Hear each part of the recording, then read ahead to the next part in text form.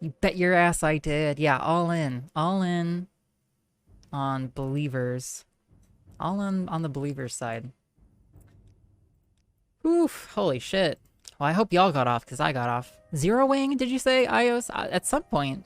Zero Wing is a game. iOS shook. Lost all points. Wow. Doubter's gonna doubt. Doubter's gonna doubt. What is this about? Congratulations. Excuse me? All your books are read to us. Wait, what are you excusing me, KQ? It could be anything I've said. It's like when, yeah, I don't know. The Morrowind theme is basically my Manchurian candidate activation code. Yeah, let's turn it up. Turn that shit up. It's quiet, but it's there. It could be anything, she said. Yeah. Yeah. KQ, when you write chat messages, it targets me. Can't redeem Stop and Play Kaizo again this stream. No, not right away. And why would you want to? When we have so many more books in our inventory right now to read. Oh yes. Oh yes. For those of you who don't know, we are on an epic journey to read every, yes, I said every book in Morrowind. Every single one. Every single one. And you know, the way that we play games, I don't just read them one at a time. That might make sense. But no, we read them as we find them in the game. Ha ha ha!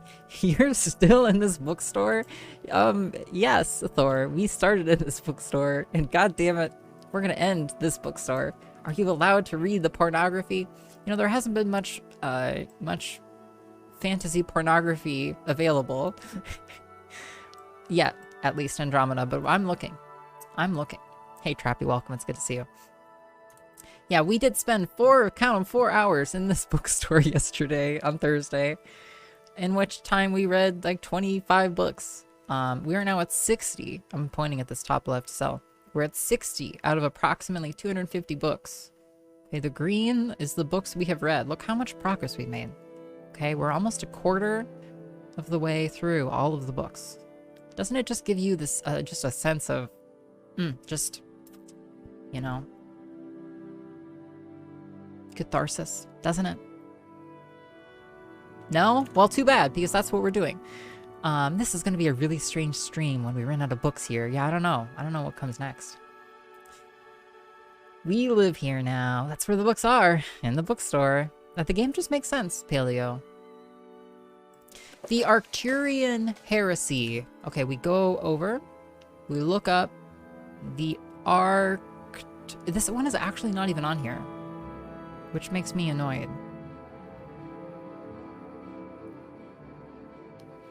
Strictly speaking, this one should go...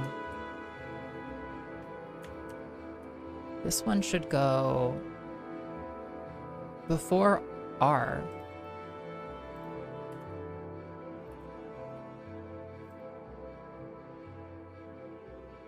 And then we have, what's it called? The Arcturian Heresy. It's, maybe it is. Control F, Heresy. No, this is the only entry. The list has been really good so far. I have not been manually creating this list. That would be crazy. But I do feel the need to document this one. So, yes, Arcturian Heresy. As a former bookstore employee, I tell you to buy something or get on out. Go on, get. You know, I'm browsing, Dusty, okay? I've just been browsing for like 4 hours, and I just need a couple more. And then I'll make my purchase. In fact, Dusty, after 4 hours of reading books in this bookstore, I did buy like 8 books from this person, so there. Huge mistake. Huge. God, the game is just art. Really mean art. Oh, Cookie World 2, yeah. Yeah. I'm feeling very validated that I'm not the only one on Twitch who's streaming spreadsheets. Yeah. Oh, we love our spreadsheets here, Paleo. Have you not seen Inky Dom's spreadsheet gasm emote? Looks like your second anticipations is the Arcturian Heresy, actually. Oh, you're right. Ah. Mandatory. Ah. This one. But it should Arcana Restored should still go before it, though. Just in terms of like being alphabetical. Mandatory. Yo, Unlimited Race Pudding, thank you so much for the gift sub to Thor. Really, really great of you. Shit.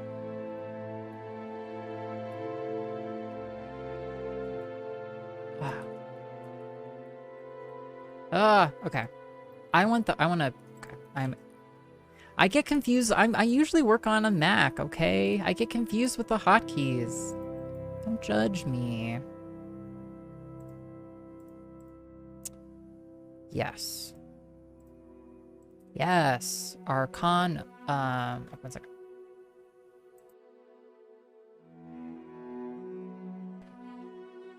What does the green background represent? It means that we've read it, in fact. Which I'm also keeping track with this column on the left that says Y. It says yes. So the green means that we have read them. So we've read about 60 books. 61, actually, when we work on this one. The Arcturian Heresy. Okay, I'll say up front, we have some more books to read, okay? We have this one, and then we have the Real Baron Zaya series. The Real Baron Zaya may take, I don't know, an hour. FYI. We also have some guides we have to read. We have guides, we have this story, and we have the Real Baron Zaya. And that'll take a while. And then I think we'll do... we need to explore the rest of Balmora before we can do quests. But there are some quests. Maybe there will be some gameplay. That's my offer. Best offer. Take it or leave it. Watch me play this game. Maybe some gameplay. Arc goes before Arced. You're so... Yeah, Arc goes before Arced. Exactly. Yeah, exactly. So, like that. iios' slow but sure descent into streaming Excel tutorials. Yeah. The most exciting thing about an all books percent run is finding a book to submit to update the wiki list. Wouldn't that be huge, Graham? Yeah, we can now push an update, actually, to one of the Morrowind wiki pages and fix that double anticipations.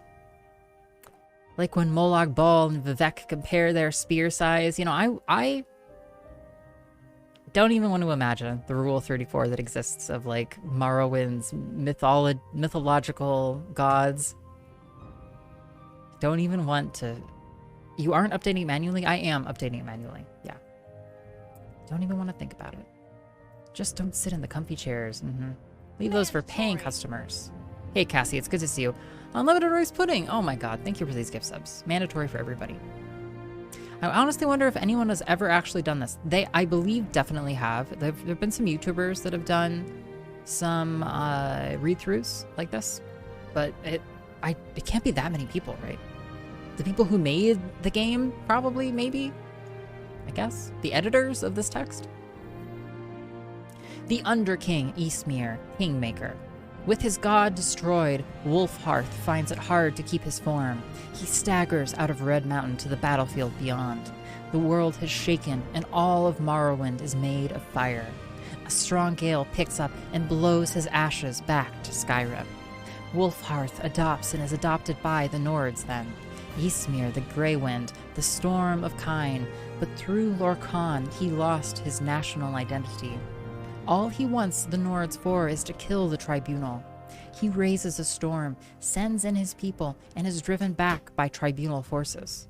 The Dunmer are too strong now. Wolfhearth goes underground to wait and strengthen and reform his body anew. Oddly enough, it is Almalexia who disturbs his rest, summoning the Underking to fight alongside the Tribunal. Oh yeah, sorry, I need to change my category. Shit. Just cruising along here. Playing Super Mario World.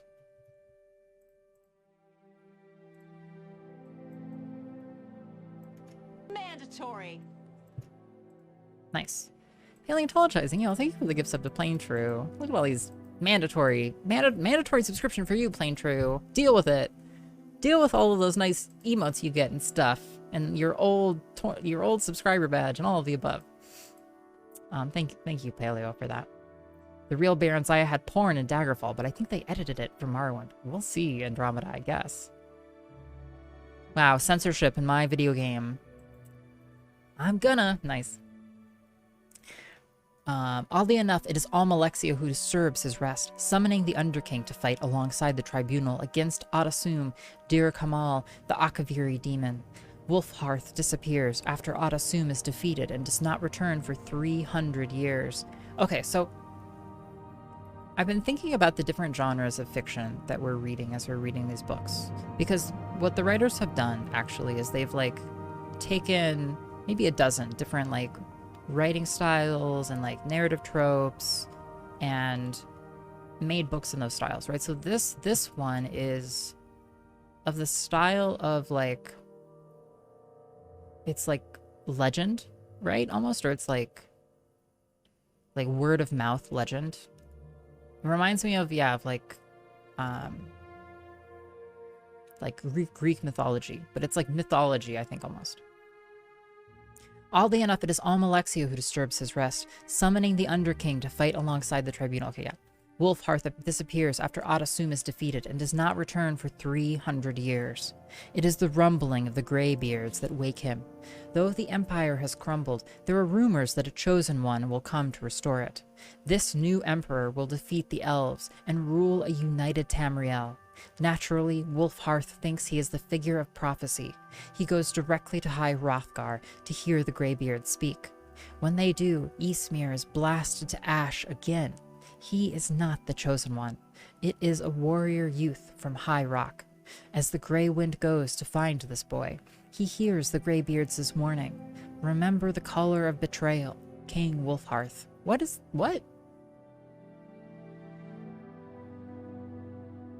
Why is Ysmir getting blasted into ash?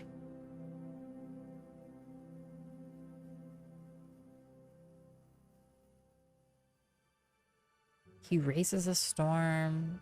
Wolfhearth goes underground. This is actually confusing to me.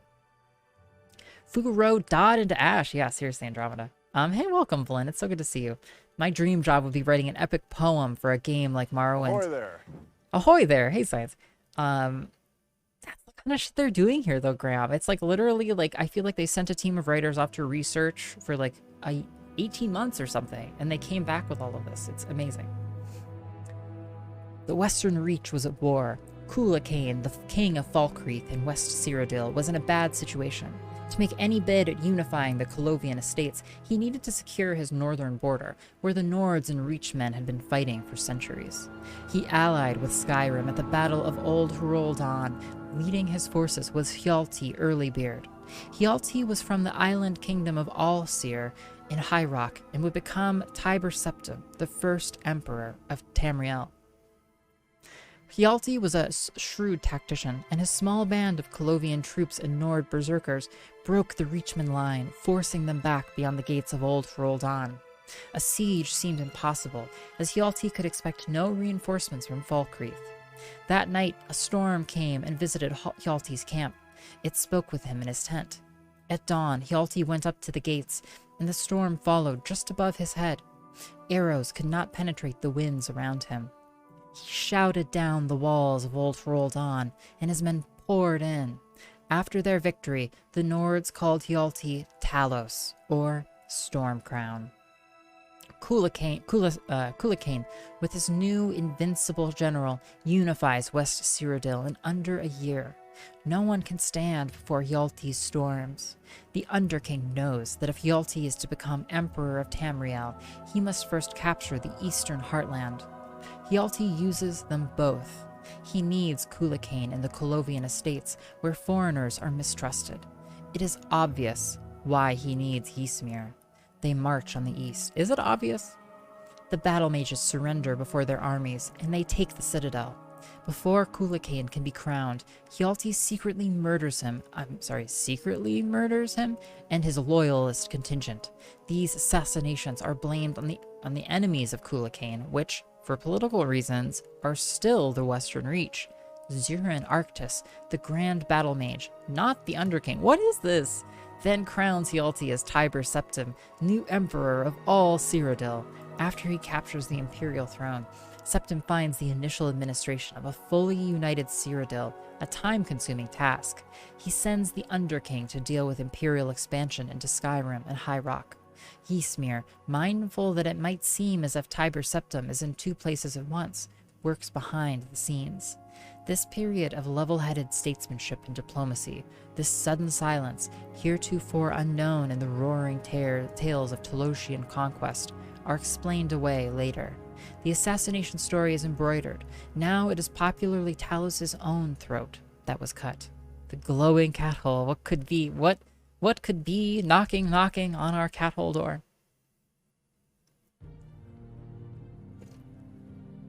A lot of this makes sense if you've played Daggerfall and after you play Morrowind. Yes. We have read some plot lines that have been from Elder Scrolls Arena, even.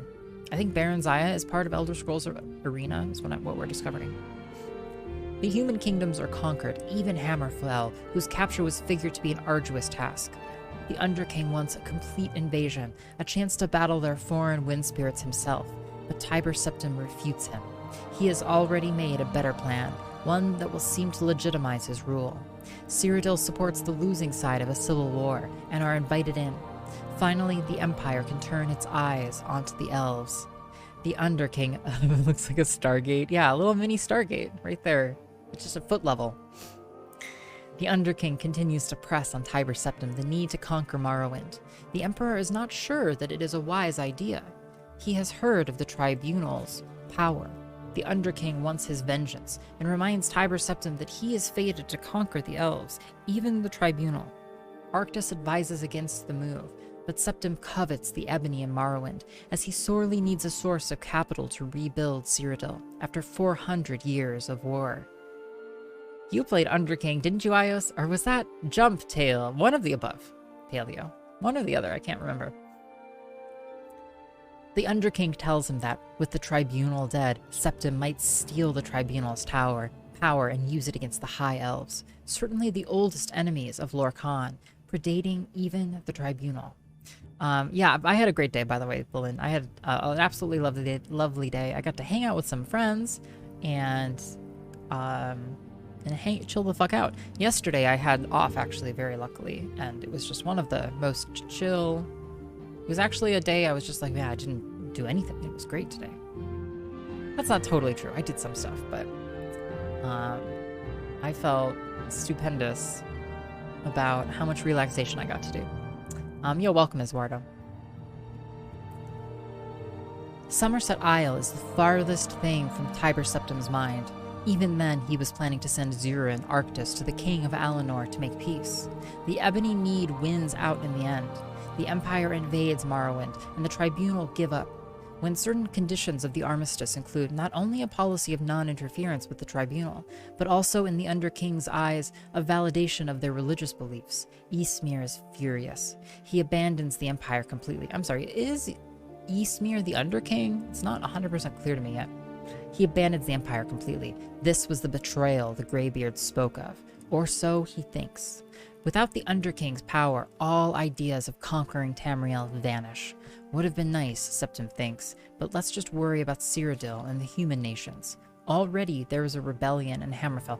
I'm just having a hard time understanding, like, is this meant to be like a popular narrative of events? Like, because the book, like, periodically speaks, like, here they're speaking like, oh, this is what Tiber Septim thought.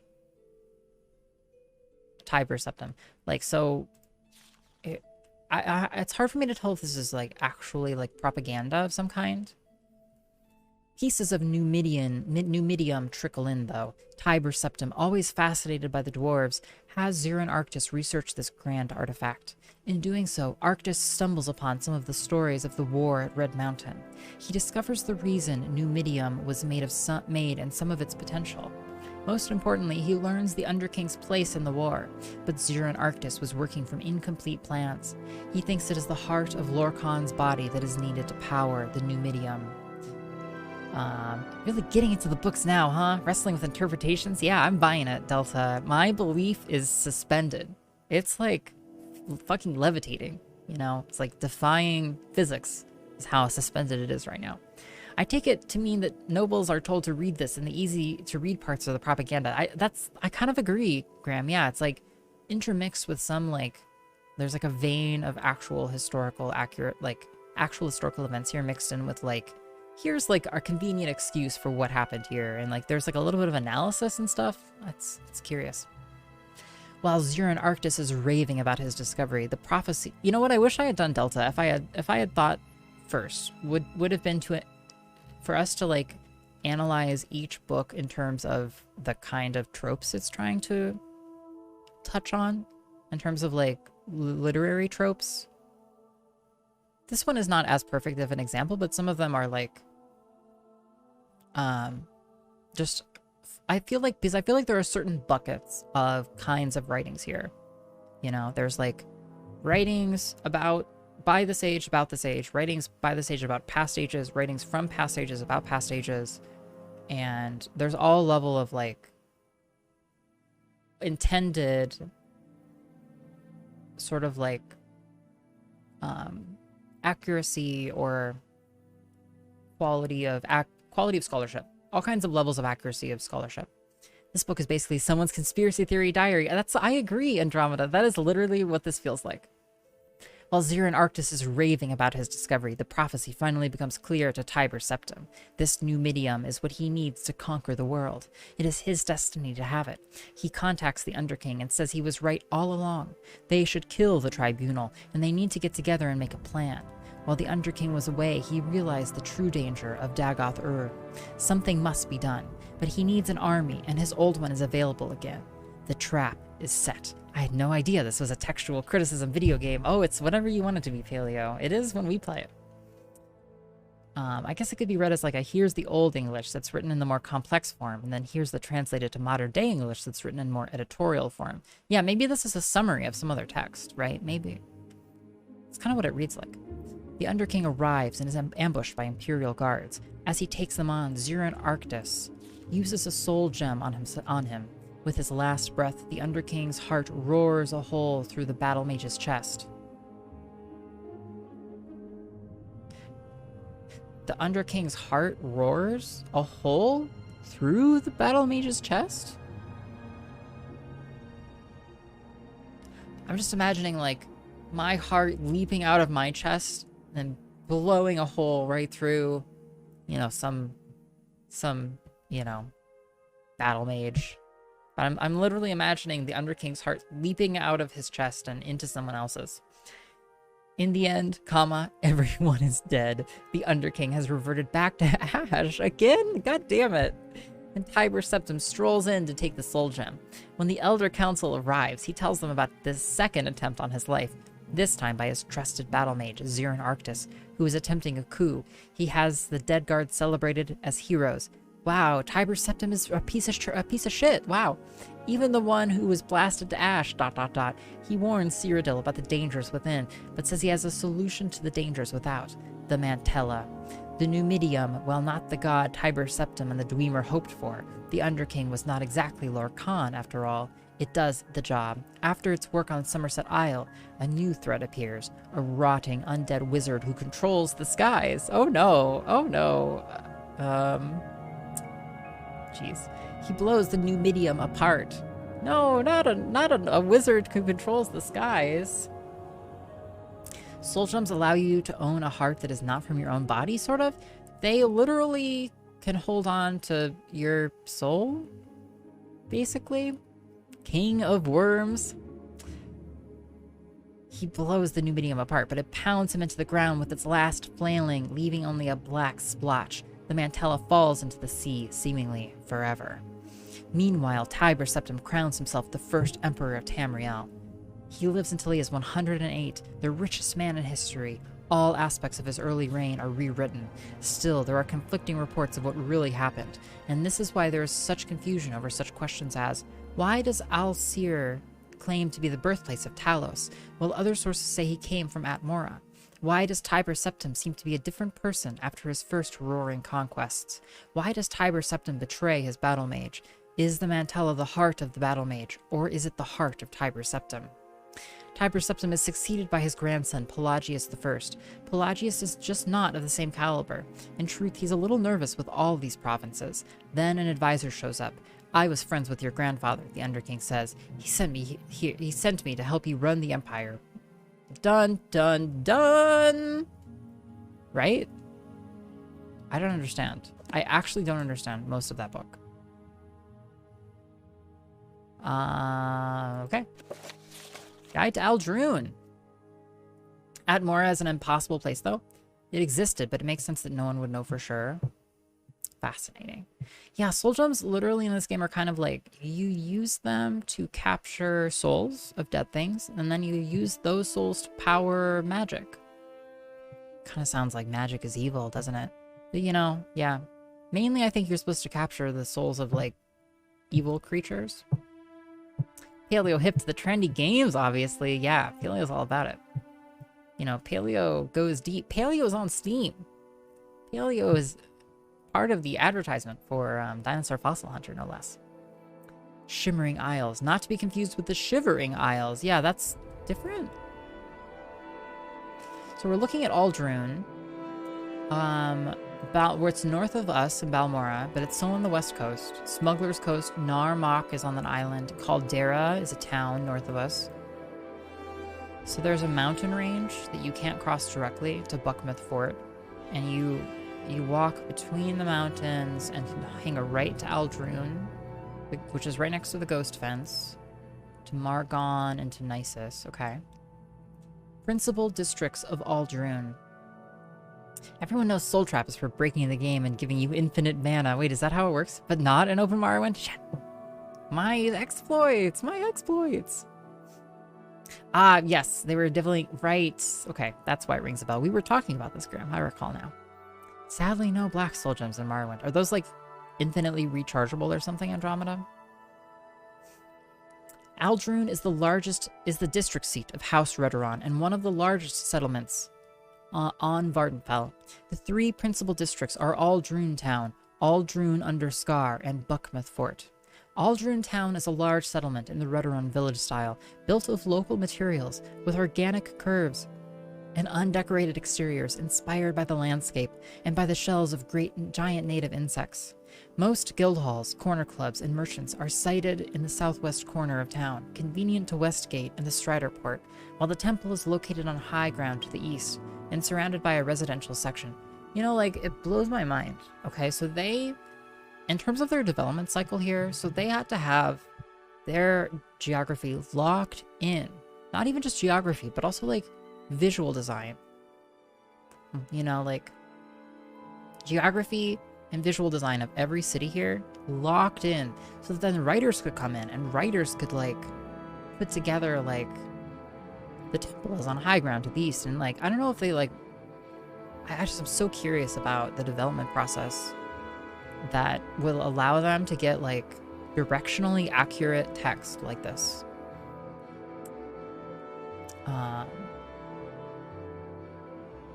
Aldrune under Scar is the most distinctive architectural feature of Aldrune, a manor and council district sheltered beneath the shell of an ancient, extinct giant crab.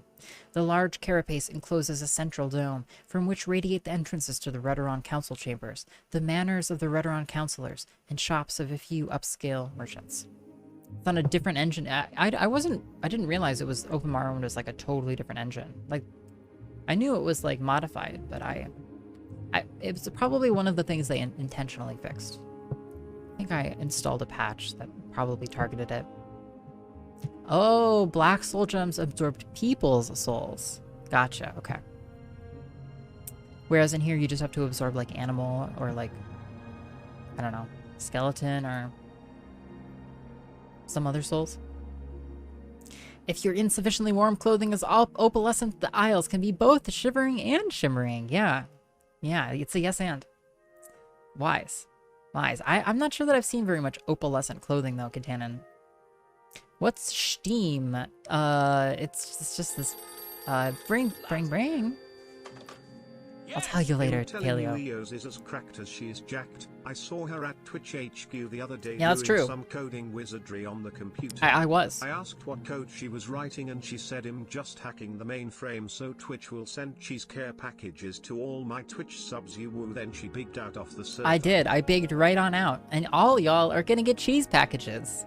Yeah, nice, tasty, room temperature cheese packages right to your door. Yum. Thank you, Jank, for the 500 bits. I really appreciate it. God, I do love that. I actually used that text. I rewrote that text on Delta Rain channel, I think last night. Delta Rain is as cracked as she is jacked. Yo, Epic of Sam, welcome. How's it going? Hell yeah. Yeah, it was great, Jank. Thank you for the 500 bits. I really appreciate that a lot. What if the writing came first and the game development followed it?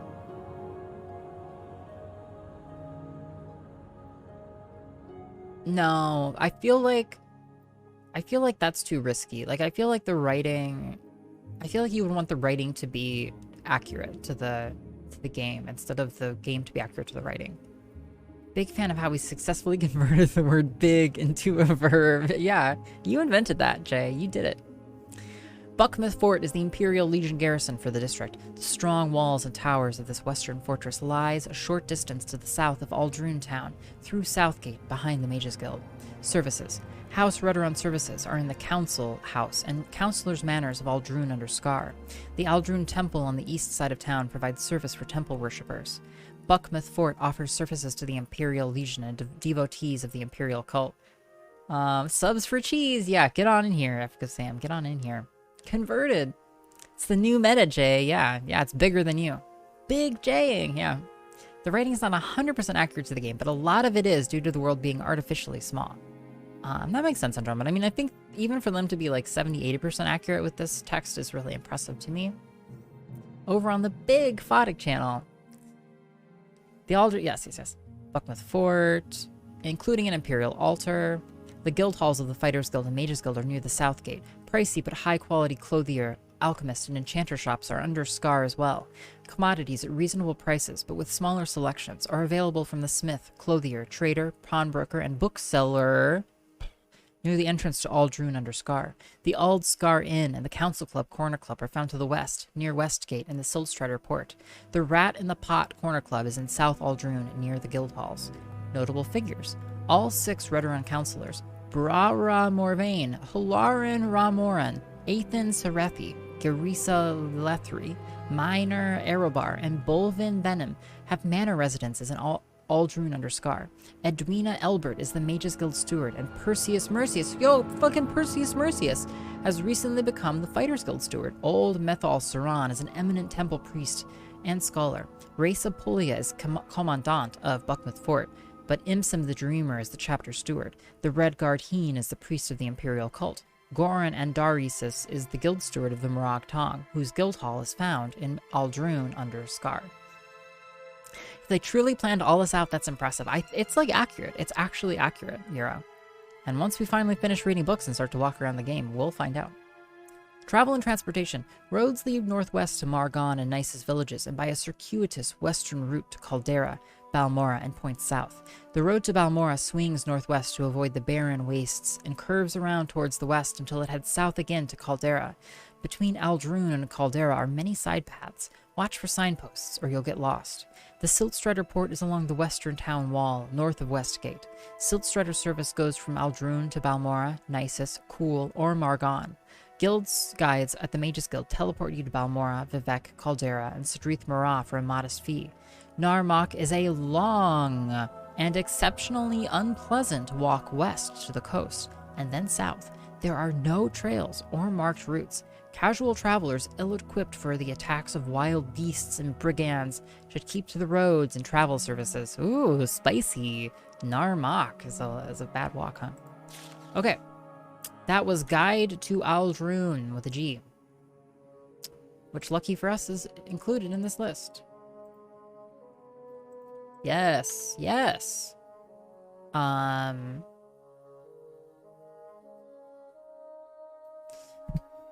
Okay. Before we read the next guide, instead of just going through them, let's read the first, Real Baron Zaya. We've already read the second one. I've already read part 2. But let's mix it up a bit, and we'll come back to those guides. Aldrune has such a great building, yeah. They decided on the assets and designed the game and write it, but stuff gets... No, I think... No, but I think these books cannot... Like, there are certain aspects of this that once it is locked in... It's just like a chicken and egg problem, right? It's like you need them to be synchronized. But I would be shocked if they just, like, let the game world just, like, look different than what this text says. It's so directionally specific that, like, it would be considered a bug if like, the book said the wrong thing. Narmak and Jalad at Tanagra, the one and only Katanin, the one and only. It seems so much easier to write text about assets than to make assets that conform to the writing. Exactly, exactly. It's so much easier to look at a place and be like, oh yeah, it's up on that hill. Versus to be like, it was up on a hill, and you're like imagining it in your mind, but like what actually makes sense for like a game world should come first, and then you have text that describes it. I think. That's how I would try and do it. But then again, what do I know?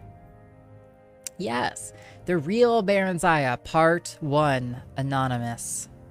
500 years ago in Mournhold, City of Gems, there lived a blind widow and her only child, a tall, strapping young man. He was a miner, as was his father before him, a common laborer in the mines of the Lord of Mournhold, for his ability in magicka was small. The work was honorable, but paid poorly. His mother made and sold comberry cakes at the city market to help eke out their living. They did well enough, she said. They had enough to fill their bellies, so no one could wear more than one suit of clothing at a time, and the roof leaked only when it rained. But Symmachus would have liked more. He hoped for a lucky strike at the mines, which would garner him a large bonus. In his free hours, he enjoyed hoisting a mug of ale in the tavern with his friends, and gambling with them at cards. He also drew the eyes and sighs of more than one pretty elven lass, although none held his interest for long. He was a typical young dark elf of peasant descent, remarkable only for his size. It was rumored that he had a bit of Nordic blood in him. Epic music for an epic tale, yeah. Gustav Holst vibes. Paleo. What else did he do? Ah, yeah, that makes sense. I have the stream muted. Oh. Fair enough, fair enough. In Symmachus' theory, Iacane, you have the stream muted and you're not using the watching without listening badge. In Symmachus' 30th year, there was a great rejoicing in Mournhold. A girl child had been born to the lord and lady. A queen, the people sang, a queen is born to us. For among the people of Mournhold, the birth of an heiress is a sure sign of future peace and prosperity. When the time came round for the royal child's rite of naming, the mines were closed, and Symmachus dashed home to bathe and dress in his best. I'll rush straight home and tell you all about it, he promised his mother, who would not be able to attend. She had been ailing, and besides, there would be a great crush of people, as all Mournhold turned out to be part of the blessed event, and being blind, she would be unable to see anything, anyway. My son, she said, afore you go, fetch me a priest or a healer, else I may pass from the mortal plane ere you return. Symmachus crossed to her pallet at once and noted anxiously that her forehead was very hot and her breathing shallow. He pried loose a slat of the wooden floor under which their small hoard of savings was kept. There wasn't nearly enough to pay a priest for healing. He would have to give what they had and owe the rest. Symmachus snatched up his cloak and hurried away. The streets were full of folk hurrying to the sacred grove, but the temples were locked and barred. Closed for the ceremony, read all the signs. Symmachus elbowed his way through the mob and managed to overtake the brown-robed priest. After the rite, brother, the priest said, if you have gold, I shall gladly attend to your mother. My lord has bidden all clerics attend, and I, for one, have no wish to attend him. Yo, Jake, enjoy your lurk. My mother's desperately ill, Symmachus pled. Surely my lord will not miss one lowly priest. True, but the archcanon will, the priest said nervously, tearing his robe loose from Symmachus' desperate grip and vanishing into the crowd. Holst's Planets suite was an inspiration for a bunch of modern soundtracks, I think. John Williams' Star Wars score borrows a lot from it. Well, fascinating, Paleo. That's actually very interesting. I'll have to check out Planets. Is it just his suite, huh? His, like, orchestral suite? Very interesting. I realized I was giving Iacane a hard time, and she can't even hear me. Damn it. Symmachus tried other priests, and even a few mages. Yo, hey, Christias, welcome. Christias. Great to have you. So good to have you from the Science channel. Welcome to the Morrowind Readathon. But with no better result. Armored guards marched through the street and pushed him aside with their lances, and Symmachus realized that the royal procession was approaching. As the carriage bearing the city's rulers drew abreast, Symmachus rushed out from the crowd and shouted, "My lord, my mother's dying." "I forbid her to do so on this glorious night," the lord shouted, laughing and scattering coin into the throng. Symmachus was close enough to smell wine on the royal breath. On the other side of the carriage, his lady clutched the babe to her breast and stared, slit-eyed, at Symmachus. Her nostrils flared in disdain. "Guards!" she cried. "Remove this oaf!" Rough hands seized Symmachus. He was beaten and left dazed by the side of the road. Symmachus, head aching, followed in the wake of the crowd and witnessed the rite of naming from the top of a hill. He could see the brown-robed clerics and blue-robed mages gathering near the high-born folk far below. It was 7 movements long, excluding both Earth and Pluto. Interesting. I guess he was ahead of his game if he excluded Pluto. Sometimes if you're listening to the planets, it's like impossible to tell it's not the Star Wars soundtrack. That's very interesting. He does a song for most of the planets in the order of the system, yeah. You saw a Star Wars fan film and it used Holst's Mars unedited as its soundtrack. That's very interesting. Most people wouldn't be able to tell the difference. I didn't realize it was so heavily derivative, I guess. Interesting. I feel like these days they would be...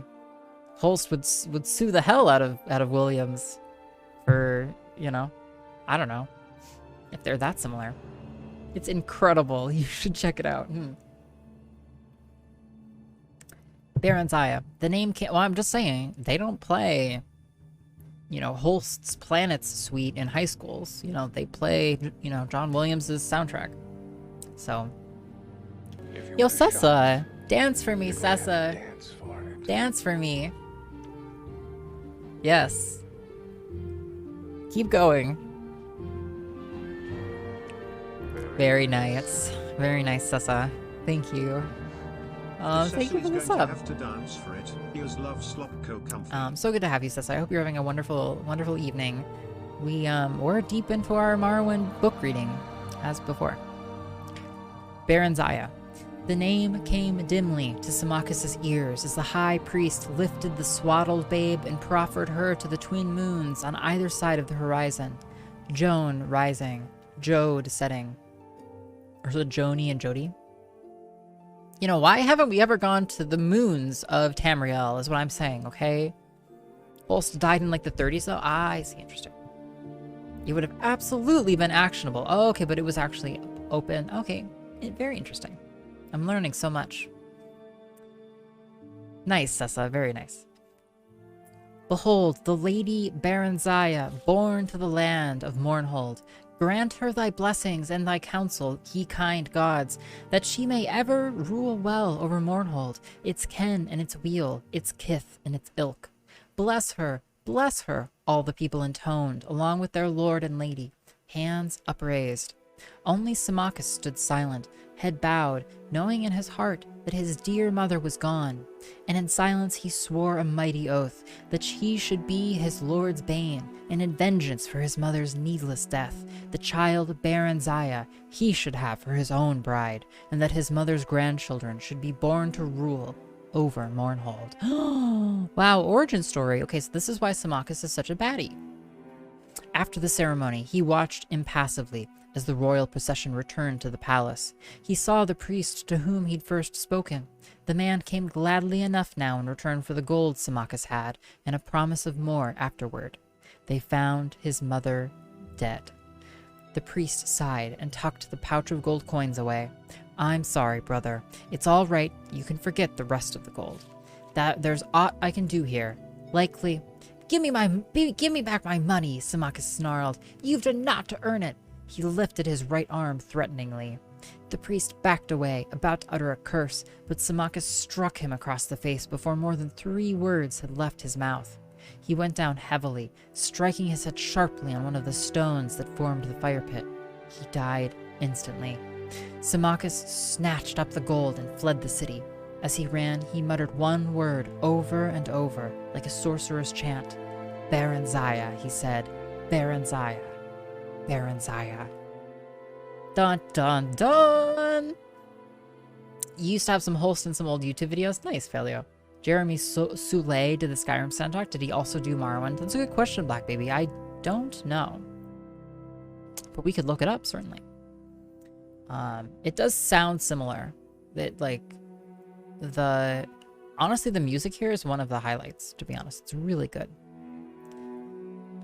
Baron Zaya stood on one of the balconies of the palace, staring down into the courtyard where soldiers milled, dazzling in their armor. Presently they formed into ordered ranks and cheered as her parents, the lord and lady, emerged from the palace, clad from head to toe in ebony armor, long purple-dyed fur cloaks flowing behind. Splendidly caparisoned, shining black horses were brought for them, and they mounted and rode to the courtyard gates and turned to salute her. "Baron Zaya!" they cried. "Baron Zaya, our beloved, farewell!" The little girl blinked back tears and waved one hand bravely. Her favorite stuffed animal, a gray wolf cub she called Woofin, clutched to her breast with the other. She had never been parted from her parents before, and had no idea what it meant, save that there was a war in the west, and the name Tiber Septim was on everyone's lips, spoken in hate and dread. "Baron Zaya!" the soldiers cried, lifting their lances and swords and bows. Then her dear parents turned and rode away, knights trailing in their wake, until the courtyard was nearly emptied. Sometime after came a day when Baron Zaya was shaken awake by her nurse, dressed hurriedly, and borne from the palace. All she could remember of that dreadful time was seeing a huge shadow with burning eyes filling the sky. She was passed from hand to hand. Foreign soldiers appeared, disappeared, and sometimes reappeared. Her nurse vanished and was replaced by strangers, some more strange than others. There were days, or it may have been weeks, of travel. One morning she awoke to step out of the coach into a cold place with a large gray stone castle amid empty, endless gray-green hills covered patchily with gray-white snow. She clutched Woofin to her breast in both hands and stood blinking and shivering in the gray dawn, feeling very small and very dark in all this endless space, this endless gray-white space. She and Hana, a brown-skinned, black-haired maid who had been traveling with her for several days, went inside the keep. A large gray-white woman with ice-gray golden hair was standing by a hearth in one of the rooms. She stared at Baron Zaya with dreadful, bright blue eyes. "She's very black, isn't she?" the woman remarked to Hana. "I've never seen a dark elf before." "I don't know much about them myself, my lady," Hana said, "but this one's got red hair and a temper to match. I can tell you that. Take care, she bites, and worse." "I'll soon train her out of that," the other woman sniffed. "And what's that filthy thing she's got? Ugh!" The woman snatched Woofin away and threw him into the blazing hearth. Baron Zaya shrieked and would have flung herself after him, but was held back despite her attempts to bite and claw at her captors. Poor Woofin was reduced to a tiny heap of charred ash. Baron Zaya grew like a weed, transplanted to a Skyrim garden, a ward of Count Sven and his wife, the Lady Inga. Outwardly, that is, she thrived, but always there was a cold and empty place within. "I've raised her as my own daughter," Lady Inga was wont to sigh as she sat gossiping when neighboring ladies came to visit. "But she's a dark elf. What can you expect?" Baron Zaya was not meant to overhear these words. At least she thought she was not. Her hearing was keener than that of her Nordic hosts. Other, less desirable dark elven traits evidently included pilfering, lying, and a little misplaced magic. Just a small fire spell here and a little levitation spell there. And as she grew older, a keen interest in boys and men who could provide very pleasant sensations, and to her astonishment, gifts as well. Inga disapproved of this last for reasons incomprehensible to Baron Zaya, so she was careful to keep it as secret as possible. "She's wonderful with the children," Inga added, referring to her 5 sons, all younger than Baron Zaya. "I don't think she'd ever let them come to harm." A tutor had been hired when Johnny was 6 and Baron Zaya 8, and they took their lessons together. She would have liked to train in arms as well, but the very idea scandalized Count Sven and Lady Inga. So Baron Zaya was given a small bow and allowed to play at target shooting with the boys. She watched them at arms practice when she could, sparred with them when no grown-up were about, and knew she was good as or better than they. "She's very proud, though, isn't she?" one of the ladies would whisper to Inga, and Baranzaya, pretending not to hear, would nod silently in agreement. She could not help but feel superior to the Count and his lady. There was something about them that provoked contempt. Afterward, she came to learn that Sven and Inga were distant cousins of Darkmoor Keep's last titled residents, and she finally understood. They were posers, impostors, not rulers at all. At least they were not raised to rule. This thought made her strangely furious at them, a good, clean hatred, quite detached from resentment. She came to see them as disgusting and repellent insects who could be despised, but never feared. Once a month, a courier came from the Emperor, bringing a small bag of gold for Sven and Inga, and a large bag of dried mushrooms from Morrowind for Baranzaya, her favorite treat. On these occasions, she was always made to look presentable, or at least as presentable as a skinny dark elf could be made to look in Inga's eyes, before being summoned into the courier's presence for a brief interview. The same courier seldom came twice, but all of them looked her over in much the same way a farmer would look over a hog he is readying for market. In the spring of her 16th year, Baranzaya thought the courier looked as if she were at last ready for market. Upon reflection, she decided she did not wish to be marketed. The stable boy, Straw, a big, muscular, blond lad, clumsy, gentle, affectionate, and rather simple, had been urging her to run off for some weeks now. Baranzaya stole a bag of gold the courier had left, took the mushrooms from the storeroom, disguised herself as a boy in one of Johnny's old tunics and a pair of his cast-off breeches, and on one fine spring night, she and Straw took the two best horses from the stable and rode hard through the city toward Whiterun, the nearest city of any importance, and that place where Straw wanted to be. But Mournhold and Morrowind also lay eastward, and they drew Baranzaya as a lodestone draws iron. Sounds like your ex-hero? Which part? Do tell. In the morning, they abandoned the horses at Baranzaya's insistence. She knew they would be missed and tracked down, and she hoped to throw off any pursuers. They continued on foot until late afternoon, keeping to side roads, and slept for several hours in an abandoned hut. They went on at dusk and came to Whiterun's city gates just before dawn. Baranzaya had prepared a pass of sorts for Straw, a makeshift document stating an errand to a temple in the city for a local village lord. She herself glided over the wall with the help of a levitation spell. She had reasoned, correctly as it turned out, that by now the gate guards would have been alerted to keep an eye out for a young, dark elven girl and a Nordic boy traveling together. On the other hand, unaccompanied country yokels like Straw were a common enough sight. Alone and with papers, it was unlikely that he would draw attention. Her simple plan went smoothly. She met Straw at the temple, which was not far from the gates. She had been to Whiterun on a few previous occasions. Straw, however, had never been more than a few miles from Sven's estate, which was his birthplace. Together they made their way to a rundown inn in the poorer quarters of Whiterun.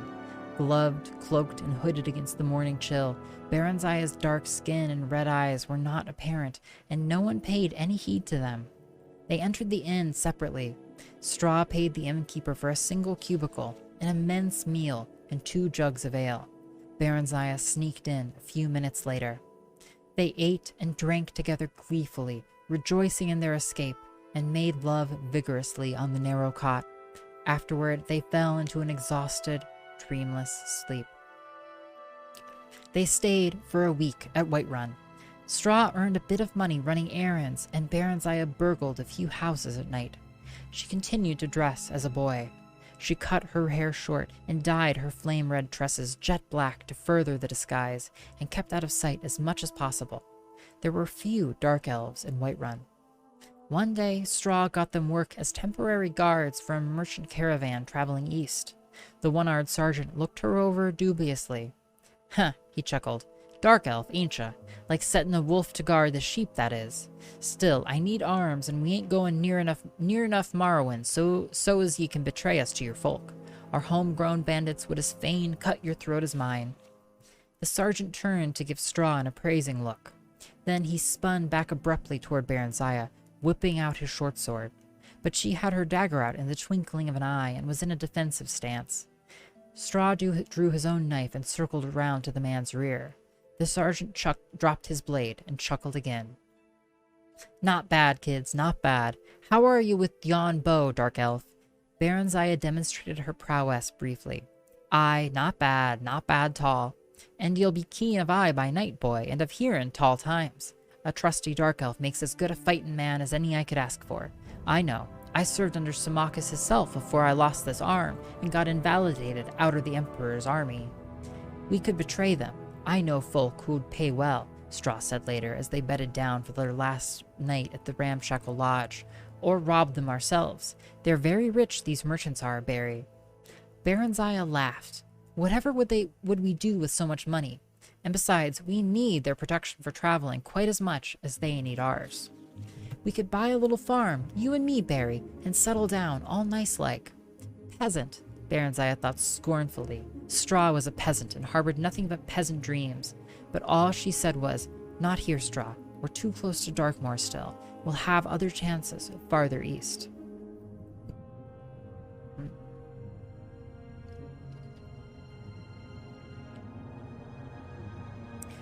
The caravan went only as far east as Sungard. The Emperor Tiber Septim I had done much in the way of building relatively safe and regularly patrolled highways, but the tolls were steep, and this particular caravan kept to the side roads as much as possible to avoid them. Yo, big snug energy, Jay. I hope you're enjoying your death night. This exposed them to the hazards of wayside robbers, both human and orcish, and roving brigand bands of various races. But such were the perils of trade and profit. They had 2 such encounters before reaching Sungard, an ambush which Baronziah's keen ears warned them of in plenty of time for them to circle about and surprise the lurkers, and a night attack by a mixed band of Khajiit, humans, and wood elves. The latter were a skilled band, and even Baronziah did not hear them sneaking up in time to give much warning. This time, the fighting was fierce. The attackers were driven off, but 2 of the caravan's other guards were slain, and Straw got a nasty cut on his thigh before he and Baronziah managed to gash his Khajiit assailant's throat. On a scale of 1 to 10, how is there this much great literature in Elder Scrolls? Yeah, it's it's probably like 8.88 repeating, of course. They really knocked it out of the park. This is what knocking it out of the park looks like, actually. Like somebody with very literary aspirations sat down. I feel like they got pitched. The people who did this, the writers, they must have gotten pitched, and the really good producer somewhere was like, creative director was like, yeah, go off and write this mythos and backstory, and just like go deep, and then people did, and it's kind of unparalleled. I don't think I've ever seen something to this level of breadth in a game, not like this. Baronziah rather enjoyed the life. The garrulous sergeant had taken a liking to her, and she spent most of her evenings sitting around the campfire listening to his tales of campaigning in Morrowind with Tiber Septim and General Symmachus. This Symmachus had been made general after Mournhold fell, the sergeant said. He's a fine soldier boy, Symmachus is, but there is more in soldiery bit involved that Morrowind business, if you take my meaning. Well, you know all about that, I spect. No, I don't remember, Baronziah said, trying to sound nonchalant. I've lived most of my life in Skyrim. My mother married a Skyrim man. They're both dead, though. Tell me, what happened to the Lord and Lady of Mournhold? The sergeant shrugged. I ain't never heard. Dead, I spect. 'Twas a lot of fightin' afore the armistice got signed. It's pretty quiet now. Maybe too quiet. Like a calm afore a storm. Say, boy, you going back there? Maybe, Baronziah said. The truth was that she was drawn irresistibly to Morrowind and Mournhold like a moth to a burning house. Straw sensed it and was unhappy about it. He was unhappy anyway, since they could not bed together, as she was supposed to be a boy. Baronziah rather missed it too, but not as much as Straw did, seemingly. The sergeant wanted them to sign on for the return trip, but gave them a bonus nonetheless when they turned the offer down, and parchments of recommendation. Straw wanted to settle down permanently near Sungard, but Baronzaya insisted on continuing their travels east. I'm the Queen of Mournhold by rights, she said, unsure whether it was true, or was it just a daydream she had made up as a lost, bewildered child. I want to go home. I need to go home. That, at least, was true. After a few weeks, they managed to get places in another caravan heading east. By early winter, they were at Riften. Ahoy! Ahoy there, Avarice, welcome. And nearing the Morrowind border. But the weather had grown severe as the days passed, and they were told no merchant caravans would be setting forth till mid-spring.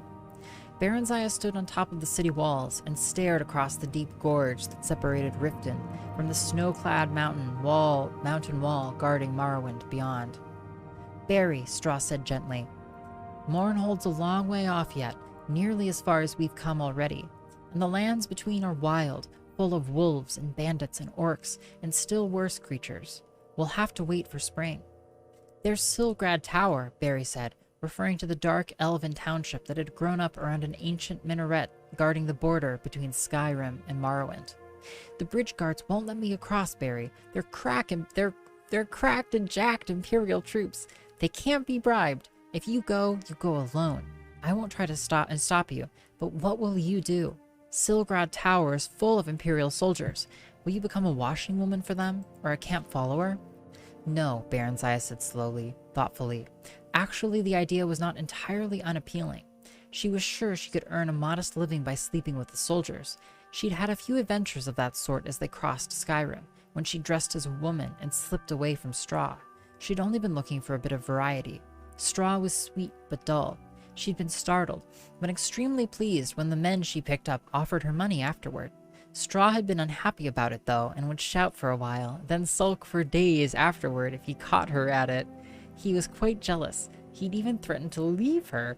Not that he ever did, or could. Oh my god, Baronzaya is so toxic. What the hell? Now, if not toxic exactly, she's clearly knows what Straw is about and is, like, using him, essentially. But the Imperial Guards were a tough and brutal lot by all accounts, and Baronzaya had heard some very ugly stories during their treks. The ugliest of them, by far, had come from the lips of ex-army veterans around the caravan campfire, and were proudly recounted. They'd been trying to shock her and Straw, she realized, but she also comprehended that there was some truth behind the wild tales. Straw hated that kind of dirty talk, and hated it more that she had to hear it, but there was a part of him that was fascinated nevertheless. Baronzaya sensed this and had encouraged Straw to seek out other women. Yeah, Baronzaya is just poly, you know? Straw is down bad for Baronzaya. Baronzaya is like, you see people, I see people, sometimes we fuck, you know, whatever. But he said he didn't want anyone else but her. She told him candidly she didn't feel that way about him, but she did like him better than anyone else. Wow. Then why do you go out with other men? Straw had asked on one occasion. I don't know. Straw sighed. They say dark elven women are like that. Baronzaya smiled and shrugged. I don't know. Or no, maybe I do. Yes, I do know. She turned and kissed him affectionately. I guess that's all the explanation there is. Oh, Straw. This makes me feel very differently about Book 2, actually. Like, Baronzaya is way more... For one thing, Book 2, like, she gives this excuse that, like, Count Sven was, like, they were planning to, like, kill her, but that's nowhere in here. And also, the book makes the book makes Straw seem like this, like, big mastermind. And in reality, Baronzaya seems to be the one who's like, come on, let's get out of here. The real Baronzaya part the first. Yes. Whoosh. Whoosh. Okay. Guide to Sadrith Mara. Oh, it's an island. It's a whole island. Council House, Great Market, Dock, Tel Naga, Gateway Inn, Wolverine Hall. You know that this was done by hand too, right? It really feels like it was done by hand for the most part. I'm so wrapped up in Baronzaya's tale. Yeah, we'll get back to it in the second era. I just want to space out these like more like geographical informative scrolls. Sadrith Mara is the district seat of House Telvanni and home of the Telvanni Council. The only one Telvanni councillor actually lives in Sadrith Mara. Sadrith Mara is an island settlement, inaccessible only by sea and teleportation. The town is large, with many craftsmen, traders, and trainers, but it is open only to Telvanni retainers. Outsiders should confine themselves to the Gateway Inn and to Wolverine Hall, the imperial quarters of the Legion garrison and guilds. The docks are in a sheltered bay on the western side of the island, and a trail leads up from the docks to the Gateway Inn. Beyond the Gateway Inn is the Great Market, with numerous craftsmen and traders, and a small slave market. North of the Great Market is the Telvanni Council Hall, a large orb supported by giant mushroom stalks. To the east of the Great Market is Tel Naga, the towering wizard tower residence of Telvanni Councillor Mage Lord Master Niloth. Services. Outlanders can find services for the Fighters Guild, Mages Guild, and Imperial Cult at Wolverine Hall. Members of the Thieves Guild congregate at Dirty Muriel's Corner Club. Telvanni Great House and Tribunal Temple services are all housed within Council Hall. Additional Telvanni services are available in the Great Market District and in Tel Naga. The Gateway Merchant Inn is the only establishment with public beds. Members of the Fighters Guild, Mages Guild, and Imperial Cults look for hospitality at Wolverine Hall. Telvanni kin and retainers stay at the Gateway at Wolverine Hall, or at a local corner club, or at Tel Naga.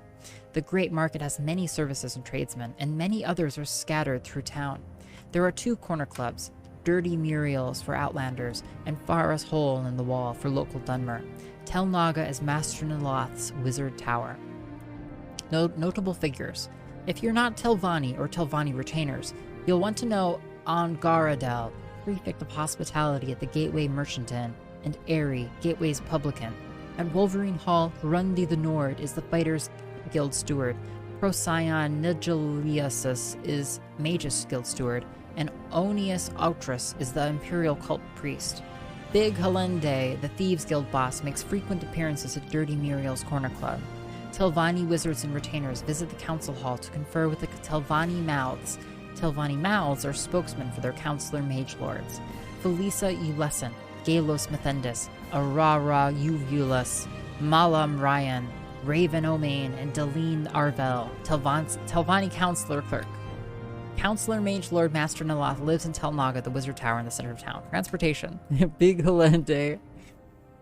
Sadrith Mara is an island. There's no road or bridge to the mainland. To visit the mainland, you must either be able to fly, swim, or water walk, or you must rely on shipmasters at the dock, or the guild guide at the Mages Guild.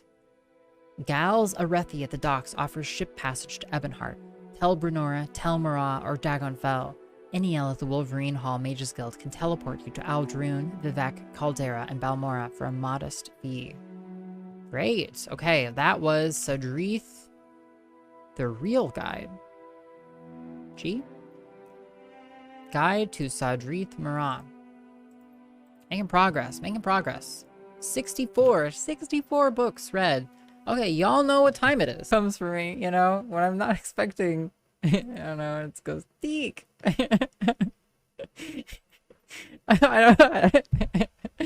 don't know how I didn't laugh at that in school for like 20 years. Like stone, didn't laugh at it. Now that I'm here, you know, I find it very funny. Okay, we've read 64 titles. Welcome back, everybody, to Morrowind.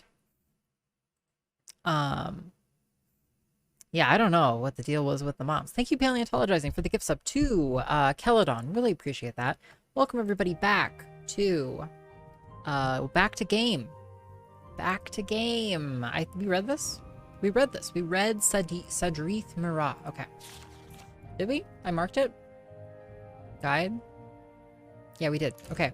We have one more guide, and we have a couple more chapters of the Real Baron's Isle. Let's go to chapter 3. So we are skipping a chapter right now, which we've already read before. Which was volume 2.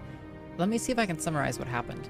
Baron Zaya lives with Straw in whatever that town is for a while, and then Symmachus comes and finds her and takes her away. There you go. I've summarized the whole thing. There you go. That's all you need to know.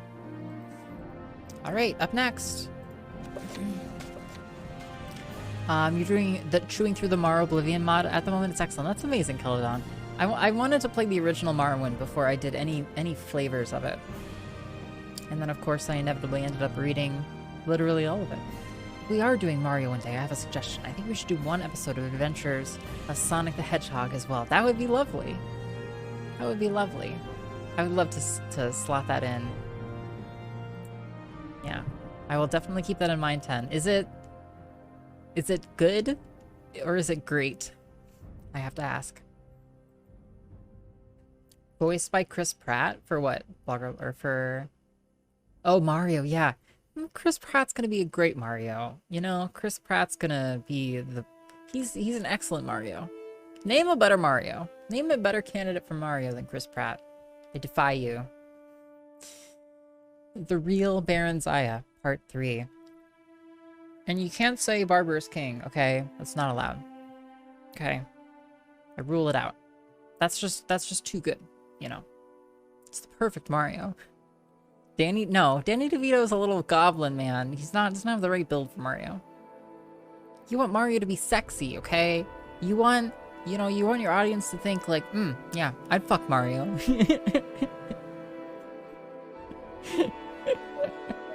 You know, so George Martinet? I know, but he's like 80 now, isn't he? Bob Hoskins was a great Mario. Y'all are thinking in the past. I'm talking the future here, okay? I don't know who Paul Sorvino is. What the hell is this? Paleontologizing. Paul Sorvino. Yeah, he'd do good. Didn't he pass away? He did. Living actors only paleontologizing. Ian McShane is Mario. Ian McShane? Yeah, I could see it. I could see it. It'd be strong. It'd be very strong. It would be a lot, actually. Old Mario. Michael Cera as Mario. I can see that too. Shia LaBeouf as Mario. How about that? I'm telling you. Steve Buscemi. Steve Buscemi's got some real Waluigi energy going for him. You save Steve Buscemi. You know, Steve Buscemi's in your back pocket. You're the casting director for the Mario movie. Steve Buscemi is like he's your trump card, okay? Shia is Waluigi. You know, yeah, Shia LaBeouf, Shia, who I'm on first name basis with, really gives his all in his roles, you know. Old, gritty Mario. You just wait, Brussels. The Mario film franchise. The Nintendo film universe. The Nintendoverse, which I invented, is going to be huge. Robert De Niro is Mario. And he's crudely CGI'd in Paleo, just like he was in that Netflix movie. Yeah. Mario, I want your badge and your mushroom on my desk tomorrow morning. Okay, we've got to read. I have serious business to do, and we have to read. Okay, stop talking about... It's David Spade as Mario. No one wants to see David Spade, okay? Is David Spade even still acting? The video that iios Clap comes from is a music video for a song written by this guy, Rob Cantor, whose band I first learned about in 2005 on MySpace. We actually watched that video on stream. Somebody redeemed it not too long ago. I love, Grams, you know what iios Clap is a reference to. It speaks to the excellent work that emotes artist did.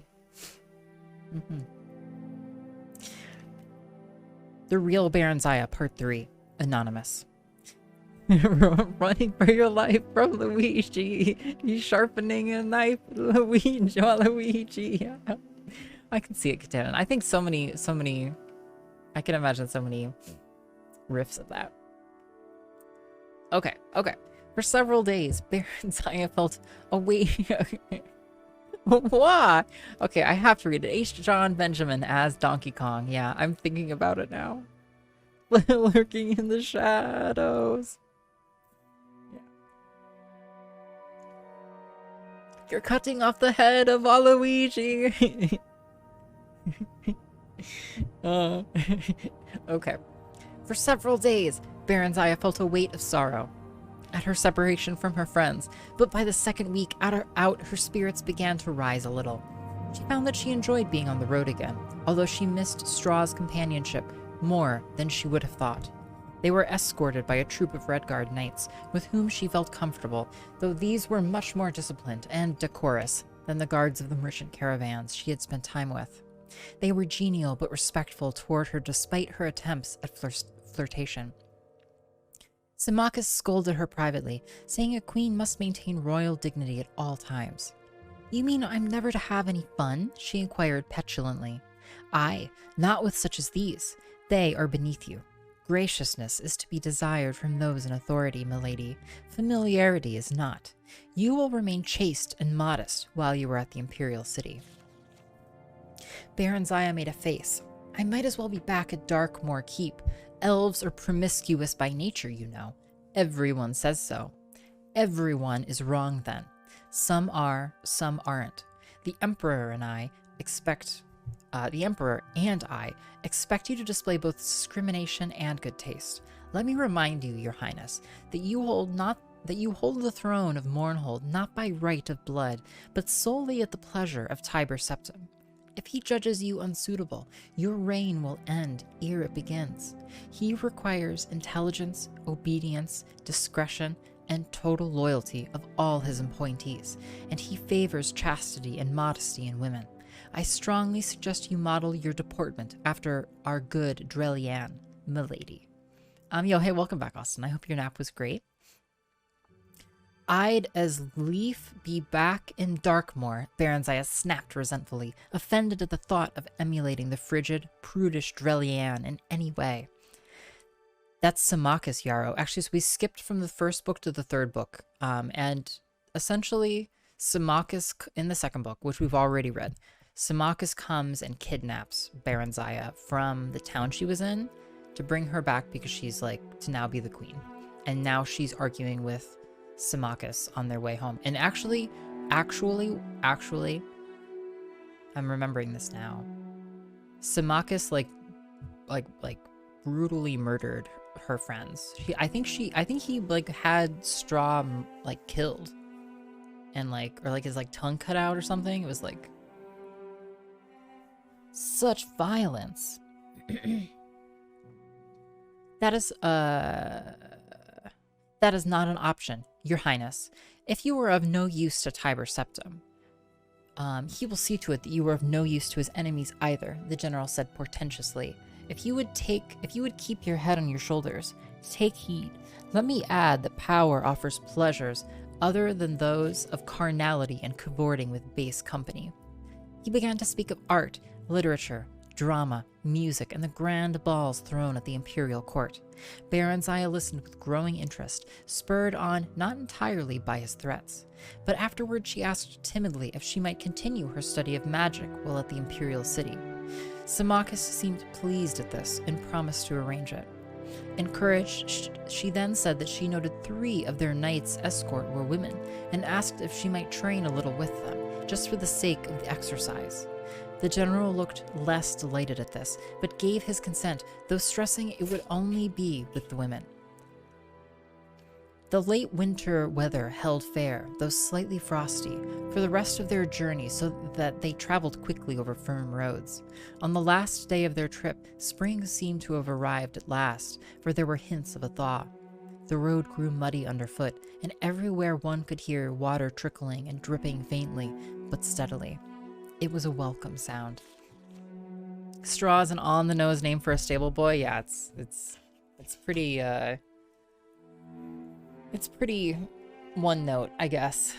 Straw does not have a lot of dimension to him. And now he's dead. R.I.P. R.I.P. Straw. I'm definitely feeling more alive now. Fantastic. Yeah. They came to the Great Bridge. Yo, Benny Hill. What do they see, Benny Hill? Let's see, Frog. Benny Hill's L5C 24 months in a row. Holy Holy shit, Benny Hill. Hope you're well. It's my Thank you first so trip much. back after COVID happened. I forgot just how super gay it is. Super gay at Dragon Con. That's amazing. I don't actually even know what kind of... God, no. Stop, cat. Stop clicking the keyboard, please. Moonpies, there's not a good time. I love you, Moonpie. Might as well have called him Hayseed. Yeah, for real. For real. Benny Hill, 24 months in a row is huge. Absolutely huge. I hope you're having a great time, Dragon Con. Thanks for tuning in. Thanks for resubbing. It's great to see you. Oh yeah, Moonpie clicked the keyboard. They came to the great bridge that crossed into the Imperial City at sunset. The rosy glow turned the stark white marble edifices of the metropolis a delicate pink. It all looked very new and grand and immaculate. A broad avenue led north toward the palace. A crowd of people of all sorts and races filled the wide concourse. Lights winked out in the shops and on in the inns as dusk fell, and stars came out singly, and then by twos and threes. Even the side streets were broad and brightly illuminated. Near the palace, the towers of an immense Mage's Guild Hall reared toward the east, while westward the stained glass windows of a huge tabernacle glittered in the dying light. Symmachus had apartments in a magnificent house 2 blocks from the palace, past the temple. The Temple of the One, he identified as they passed it, an ancient Nordic cult which Tiber Septim had revived. He said that Baron Zaya would be expected to become a member should she prove acceptable to the Emperor. The place was quite splendid, although little to Baron Zaya's taste. The walls and furnishings were done in utter pristine white, relieved only by touches of dull gold, and the floors in dully gleaming black marble. Baron Zaya's eyes ached for color and the interplay of subtle shadings. In the morning, Symmachus and Drelian escorted her to the Imperial Palace. Baron Zaya noted that everyone they met greeted Symmachus with a deferential respect, in some cases bordering on obsequiousness. The general seemed to take it for granted. They were ushered directly into the imperial presence. Morning sun flooded a small room through a large window with tiny panes washing over a sumptuously laden breakfast table and the single man who sat there, dark against the light.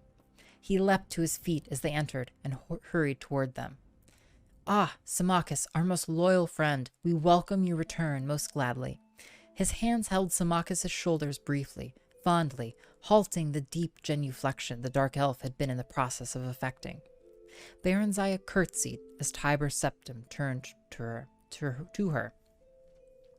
"Baron Zaya, our naughty little runaway. How do you do, child? Here, let us have a look at you.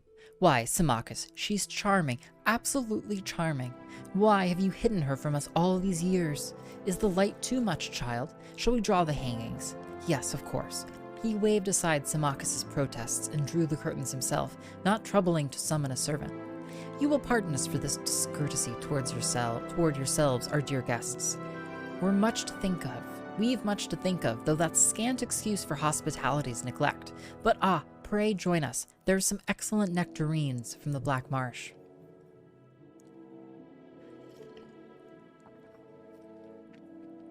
They settled themselves at the table. Baron Zaya was dumbfounded. Tiber Septim was nothing like the grim, gray, giant warrior she'd pictured. He was of average height, fully half a head shorter than the tall Symmachus, although he was well knit of figure and lithe of movement. He had a winning smile, bright, indeed piercing, blue eyes, and a full head of stark white hair above a lined and weathered face. He might have been any age from 40 to 60. He pressed food and drink upon them, then repeated the question the general had asked her days ago. Why had she left home? Had her guardians been unkind to her? "Yo, hey, Unkemp, thanks for lurking." "No, Excellency," Baron Zaya replied. "In truth, no, although I fancied so at times." Symmachus had fabricated a story for her, and Baron Zaya told it now, although with a certain misgiving. The stable boy, Straw, had convinced her that her guardians, unable to find a suitable husband for her, meant to sell her off as a concubine in Rihad, and when a Redguard had indeed come, she had panicked and fled with Straw. Tiber Septim seemed fascinated, and listened raptly as she provided details of her life as a merchant caravan escort. "Why, 'tis like a ballad," he said. "By the one, we'll have the court bard set it to music. What a charming boy you must have made." General Symmachus said. Baron Zaya stopped in some confusion, then proceeded. "He said, well, that I no longer look much like a boy. I have grown in the past few months. She lowered her gaze in what she hoped approximated maidenly modesty. Yo, well, White Moth, welcome. It's been really cool to see your Lunar Magic streams, White Moth. Very interesting stuff. He's a very discerning fellow, is our loyal friend Symmachus. I know I've been a very foolish girl, Excellency. I must crave your pardon and that of my kind guardians. I realized that some time ago, but I was too ashamed to go back home. But I don't want to return to Darkmoor now. Excellency, I long for Mournhold. My soul pines for my own country. Our dear child, you shall go home, we promise you. But we pray you remain with us a little longer, that you may prepare yourself for the grave and solemn task with which we shall charge you. Baronziah gazed at him earnestly, heart beating fast. It was all working just as Symmachus had said it would. She felt a warm flush of gratitude toward him, but was careful to keep her attention focused on the Emperor. I have grown recently. I am honored, Excellency, and wish most earnestly to serve you and this great empire you have built in any way I can. It was the politic thing to say, to be sure, but Baronziah really meant it. She was awed at the magnificence of the city and the discipline and order evident everywhere, and moreover was excited at the prospect of being a part of it all. And she felt quite taken by the gentle Tiber Septim. Yo, hey Fortune, welcome. After a few days, Symmachus left for Mournhold to take up the duties of a governor until Baronziah was ready to assume the throne, after which he would become her prime minister. Baronziah, with Drelianne as chaperone, took up residence in a suite of rooms at the imperial palace. Several tutors were provided her, and all the fields deemed seemly for a queenly education. During this time, she became deeply interested in the magical arts, but she found the study of history and politics not at all to her preference. On occasion, she met with Tiber Septim in the palace gardens, and he would unfailingly and politely inquire as to her progress, and chide her, although with a smile, for her disinterest at matters of state. However, he was always happy to instruct her on the finer points of magic, and he could make even history and politics seem interesting. "They're people, child, not dry facts in a dusty volume," he said. As her understanding broadened, their discussions grew longer, deeper, more frequent. He spoke to her of his vision of a united Tamriel, each race separate and distinct, but with shared ideals and goals, all contributing to the common weal. "Some things are universal, shared by all sentient folk of goodwill," he said. "So the one teaches us.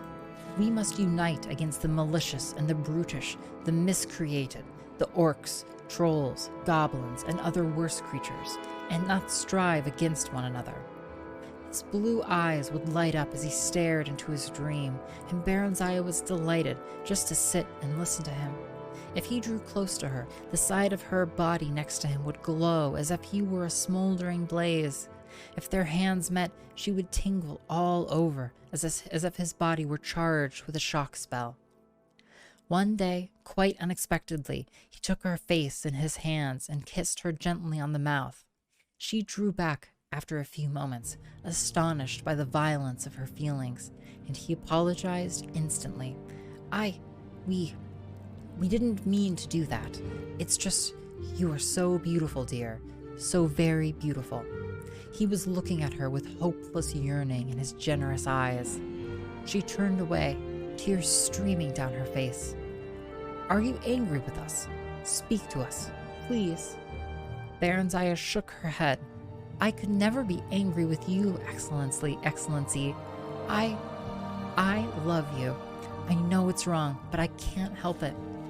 "We have a consort," he said. "She is a good and virtuous woman, the mother of our children and future heirs." Don't you lull me, Delta. We could never put her aside. Yet there is nothing between us and her, no sharing of the spirit. She would have us be other than what we are. We are the most powerful person in all of Tamriel, and Baronziah, I think I am the most lonely as well. Dropping the royal we. How intimate. He stood up suddenly. "Power," he said, with sublime contempt. "I'd trade a goodly share of it for youth and love if the gods would only sanction it. But you are strong and vigorous and vital, more than any man I've ever known." He shook his head vehemently.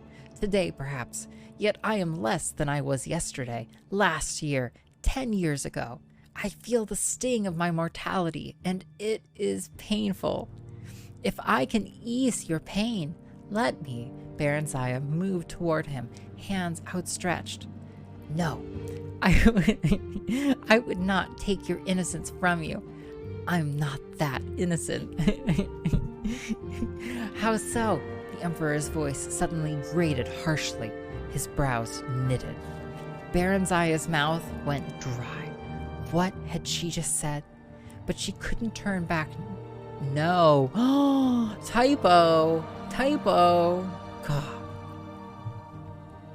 But she couldn't turn back now. He would know. "There was straw," she faltered. I was lonely too.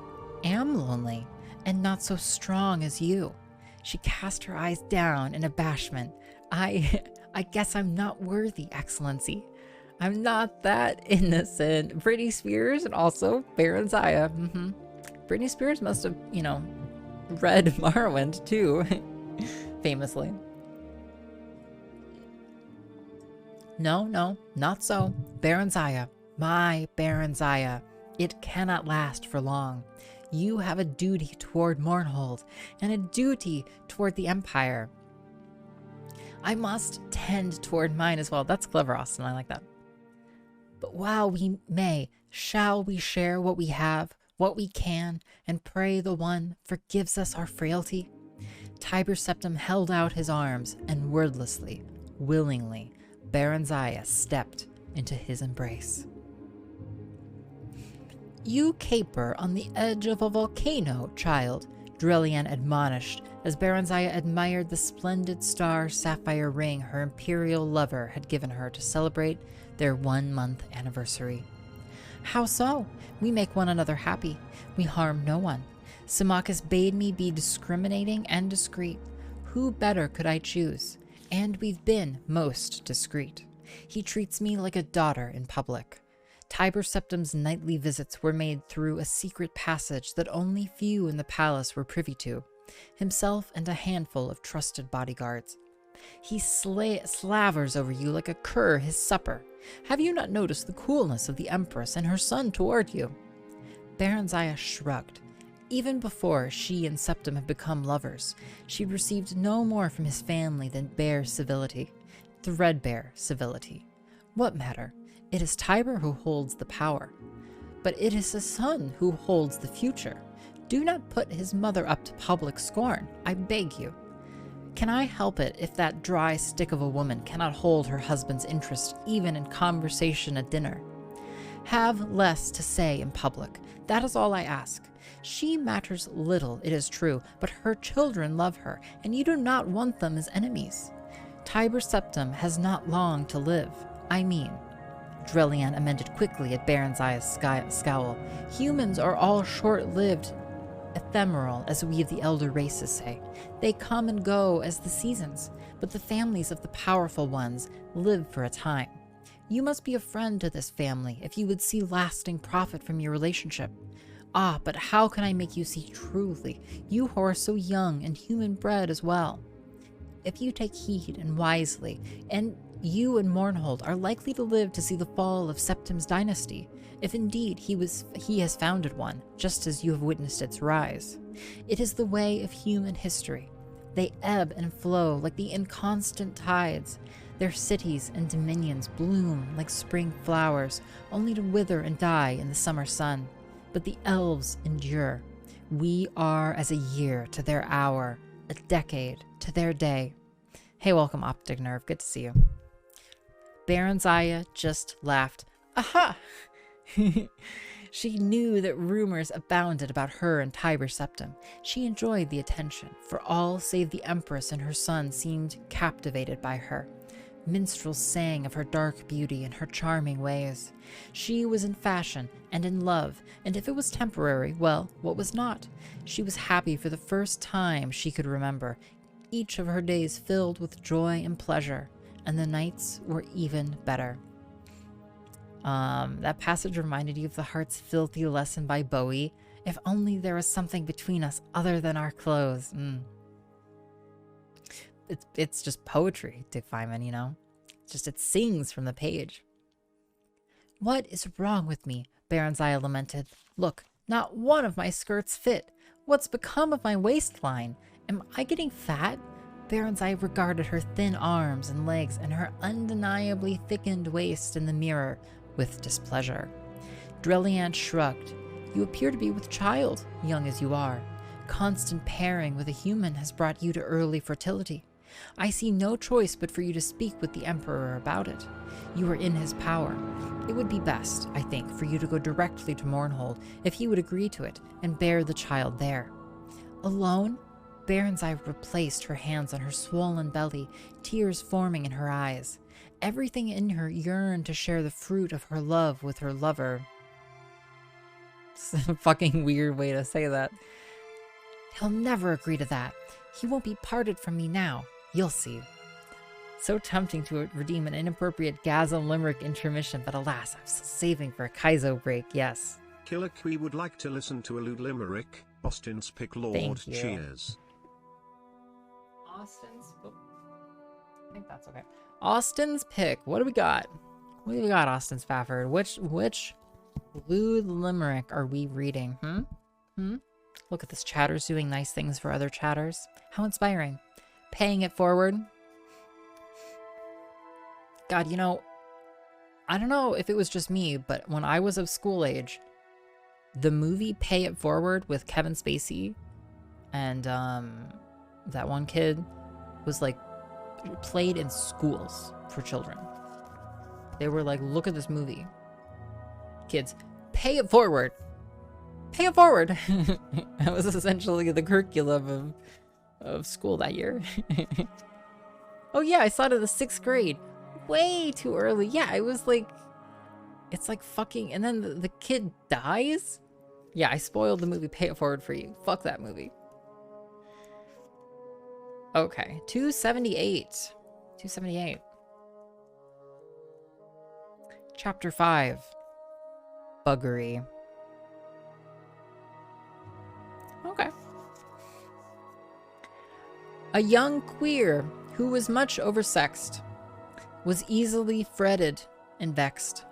When out on a date, he could hardly wait to say, "Turn over, bud, my turn next."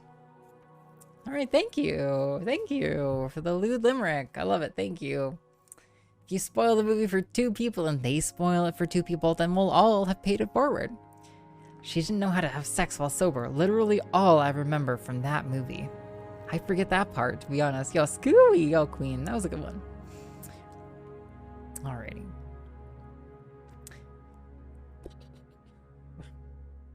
Drelian shook her head.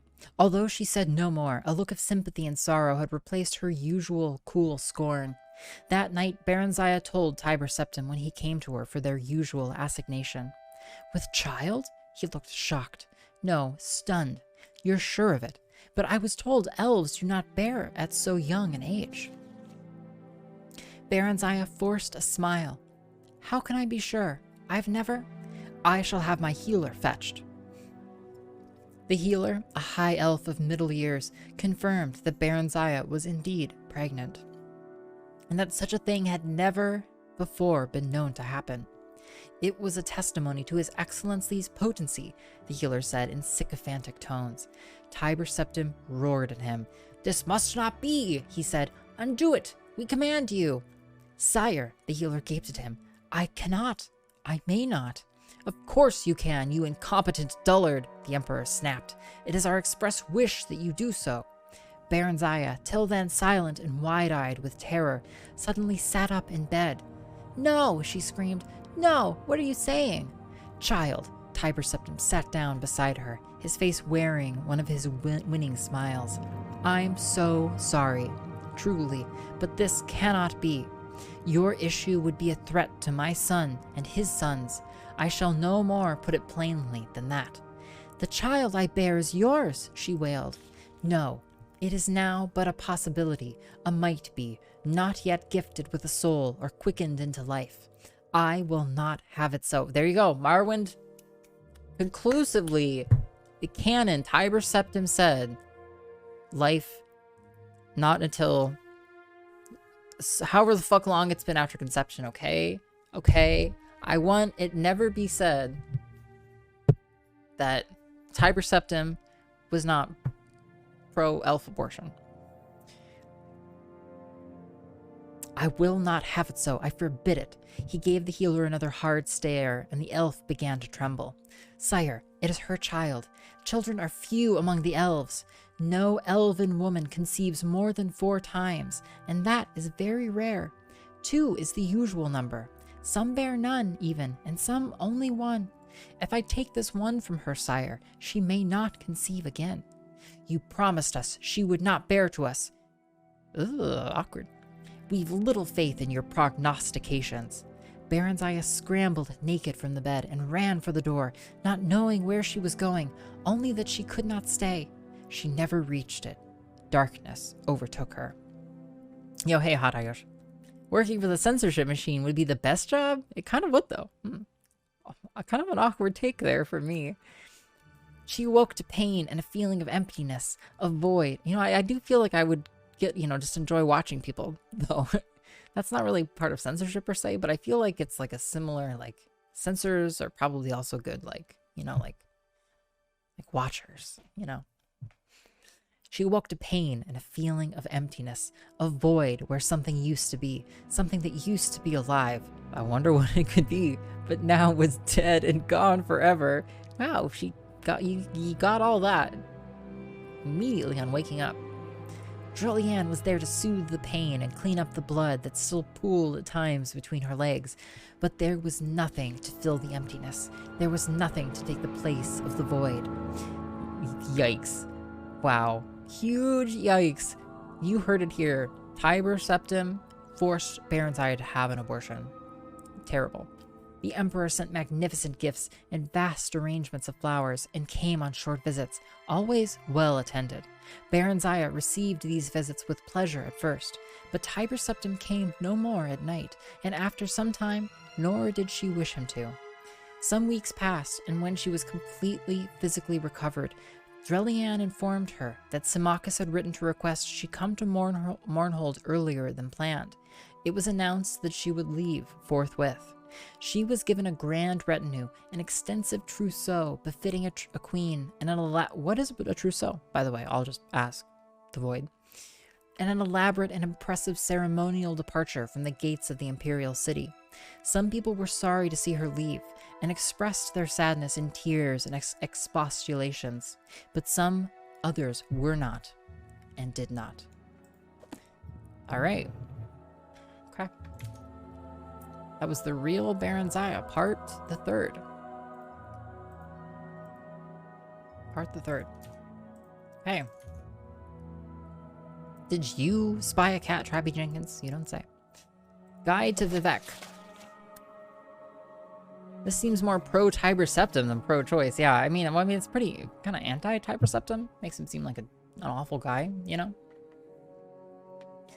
Also, I'm unsure, was this the point at which Tiber Septim had, so here's the real question, did that scene occur while Tiber Septim was actually the battle mage?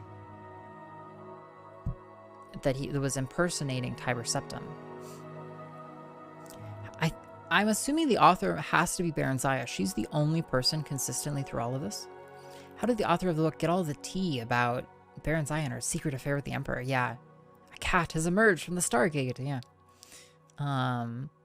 That seemed non-choice. Yeah, indeed. Trousseau or some kind of clothes, if I remember correctly. Interesting.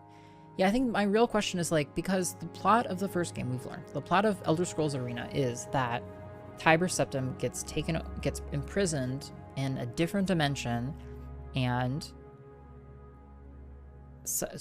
like Sethar Norn or Sagoth Horn or something like that this mage takes his place and impersonates him and does all kinds of stuff. And other books are like, we don't even know which person was which at different times, basically. Although in the first game, Tiber Septim does get freed, so I'm just curious if this is after that. Guide to Vivec, Foreign Quarter, Halalu, Telvanni, Redoran, Arena, St. Dylan, St. Olms, Temple Campground, Compound, Palace of Vivec. Wow, it's just squares. It's just fucking squares. Just like me making a dwarf fortress city, you know? It's just like, oh, I'll just add a square there, I guess. Oh, time to expand. It's like RimWorld too. You just add squares. Evil McEvil face. So I guess the only way to get here is to walk through this narrow path from the north. Vivec City is the largest settlement on Vardenfell and one of the largest cities in the east. Each of the great cantons is the size of a complete town. The High Fane and the Palace of Vivec are visited by hundreds of tourists and pilgrims daily. Citizens flock to the arena for public entertainments, like mock battles and comic plays. Outlanders mostly confine themselves to the foreign canton, while natives live, work, and shop in the great house, compounds, and residential cantons. But most of all, this is Lord Vivec's holy city. The Ministry of Truth, the temple prison, hangs above the great temple of the High Fane, the halls of wisdom and justice, and Lord Vivec's palace. Vivec is a city made up of 8 cantons, each a little town in itself. On a map, it looks like a cross, with the foreign quarter at the top, the temple compound with Vivec's palace, the High Fane, and the Ministry of Truth. Oh, God, okay. Cat, I love you, but you're very sneezy, and also, yeah, you should, yeah. I'm reading, Cat. No, I love Moon Pie very much. And the Hall of Justice at the bottom, the Halalu compound to the west, the Telvanni compound on the east, and 4 cantons, grouped together at the center of the cross. Redoran compound northwest, Arenas northeast, St. Dylan's canton southwest, and St. Olms canton southeast. Yeah, Dwarf Fortress, Peladon. Your team Strazia, yeah. It's just forbidden love, Euro. Straw just wanted to settle down and just get a place. He just wanted to get a farm, you know? But I wasn't good enough for Baron Zaya. I've been watching, just the last day or two, I was watching some people play a game called Project Zomboid, if you've ever heard of it. It looked fun, it looked cool. It was fun to watch people running around. It seems like my kind of post-apocalypse, like zombie apocalypse simulator. But it seemed like the kind of game that like a lot of people would have touched at some point or another, because development started like almost 10 years ago. The Foreign Quarter. The Foreign Quarter is the largest 3-tiered canton to the north. Originally, foreigners were not allowed to enter Vivec any further than the Foreign Quarter, but now outlanders can travel throughout Vivec at will. The Imperial guilds each have guild halls and complete services here, and an Imperial cult shrine serves the spiritual needs of the Imperial faithful. You bought it because it looked fun, but you haven't played it. I think you should. I was watching a streamer who I watched play a bunch of games, honestly. I've watched Disnoff play Mountain Blade and RimWorld and now Project Zomboid. And Disnoff does super deep single player playthroughs of these like very survival oriented games. But he's streamed for forever.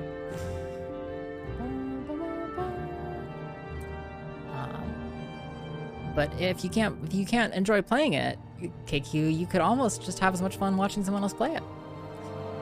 The Imperial guilds each have guild halls and complete services here, and an Imperial cult shrine serves as the spiritual needs of the Imperial faithful. Various independent tradesmen, craftsmen, and trainers also rent space here. The Black Shalk Corner Club rents beds to non-guild visitors. It was the game that introduced you to the word canton as a sort of, word for district or province or grouping. I think it's more popular in Europe, is that right? I feel like I've heard it in context of like the cantons of like I feel like parts of Switzerland or something are split up into cantons or something. Could be wrong. Project Zomboid is based on a really cool freeware game called Cataclysm DD8, but it's way more complicated and has simpler graphics. That's cool. Is Cataclysm DD8 still maintained? Project Zomboid seems pretty full-featured, honestly.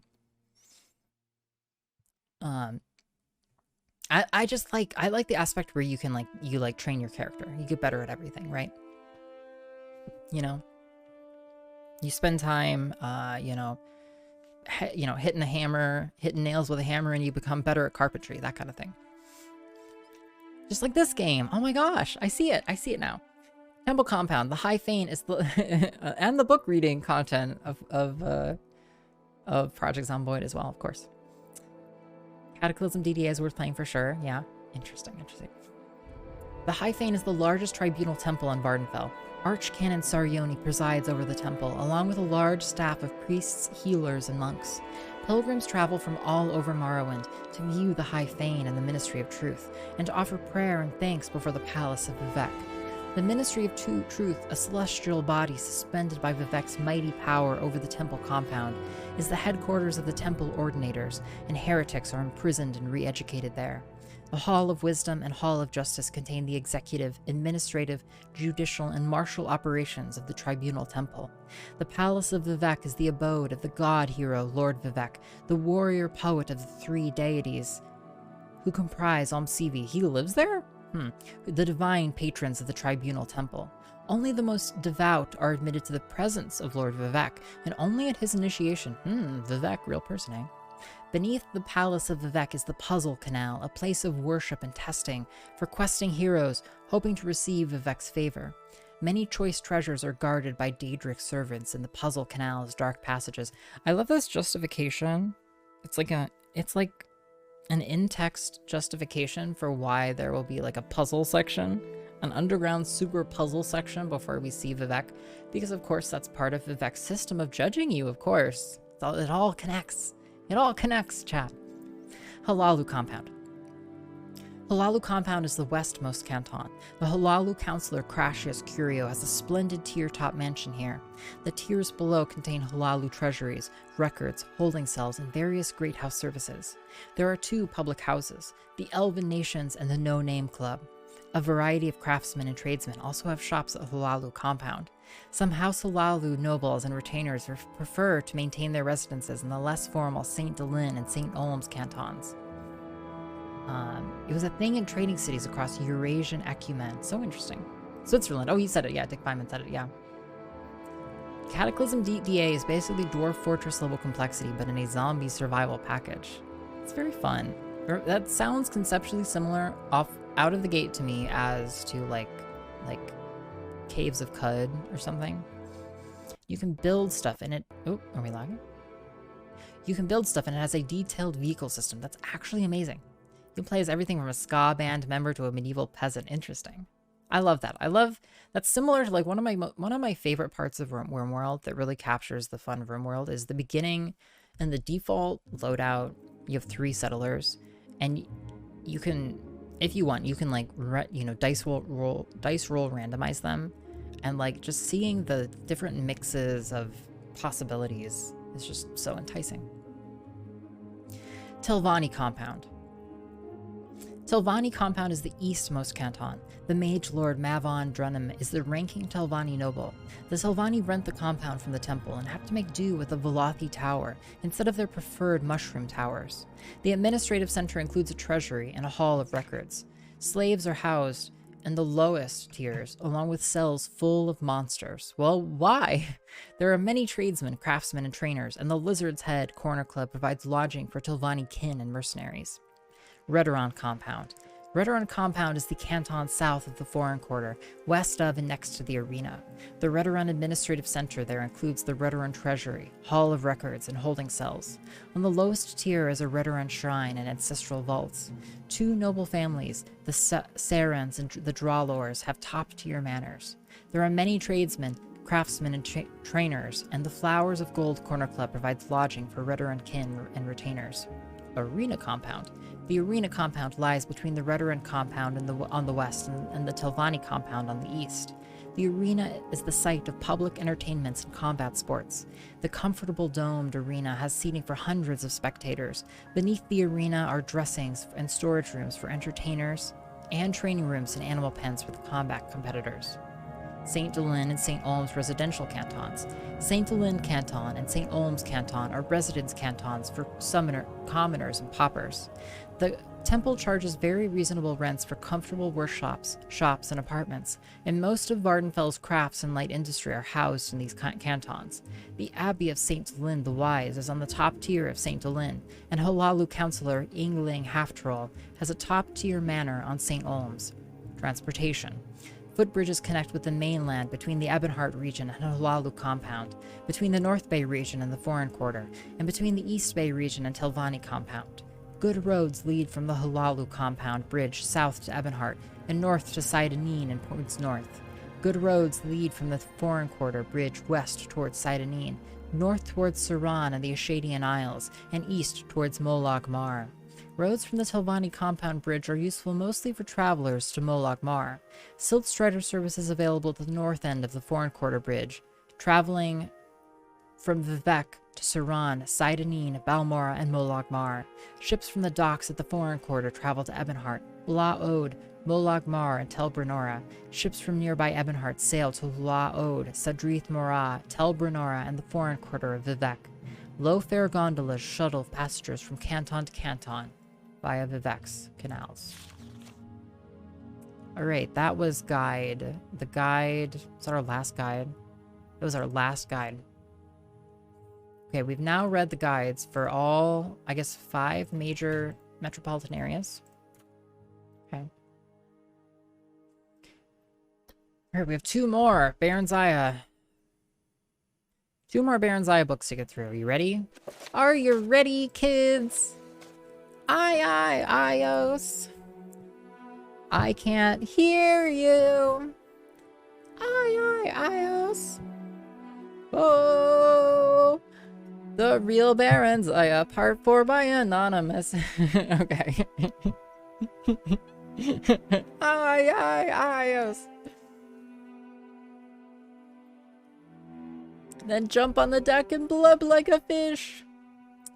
iios. iios. iios. Salute.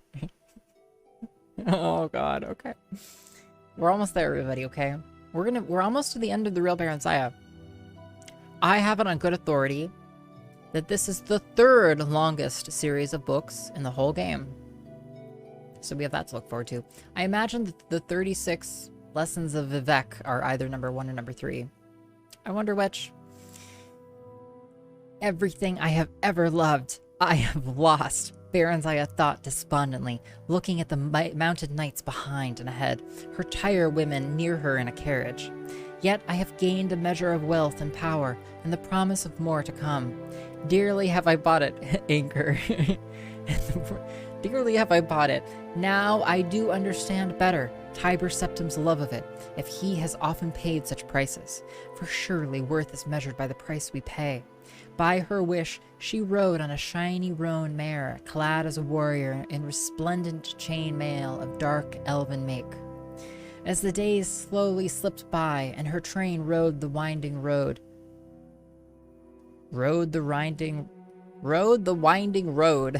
eastward into the setting sun around her, gradually rose the steep-sided mountain slopes of Morrowind. The air was thin, and a chill late autumn blew constantly, but it was also rich with the sweet, spicy smell of the late-blooming black rose. Thank you, Paleo, thank you.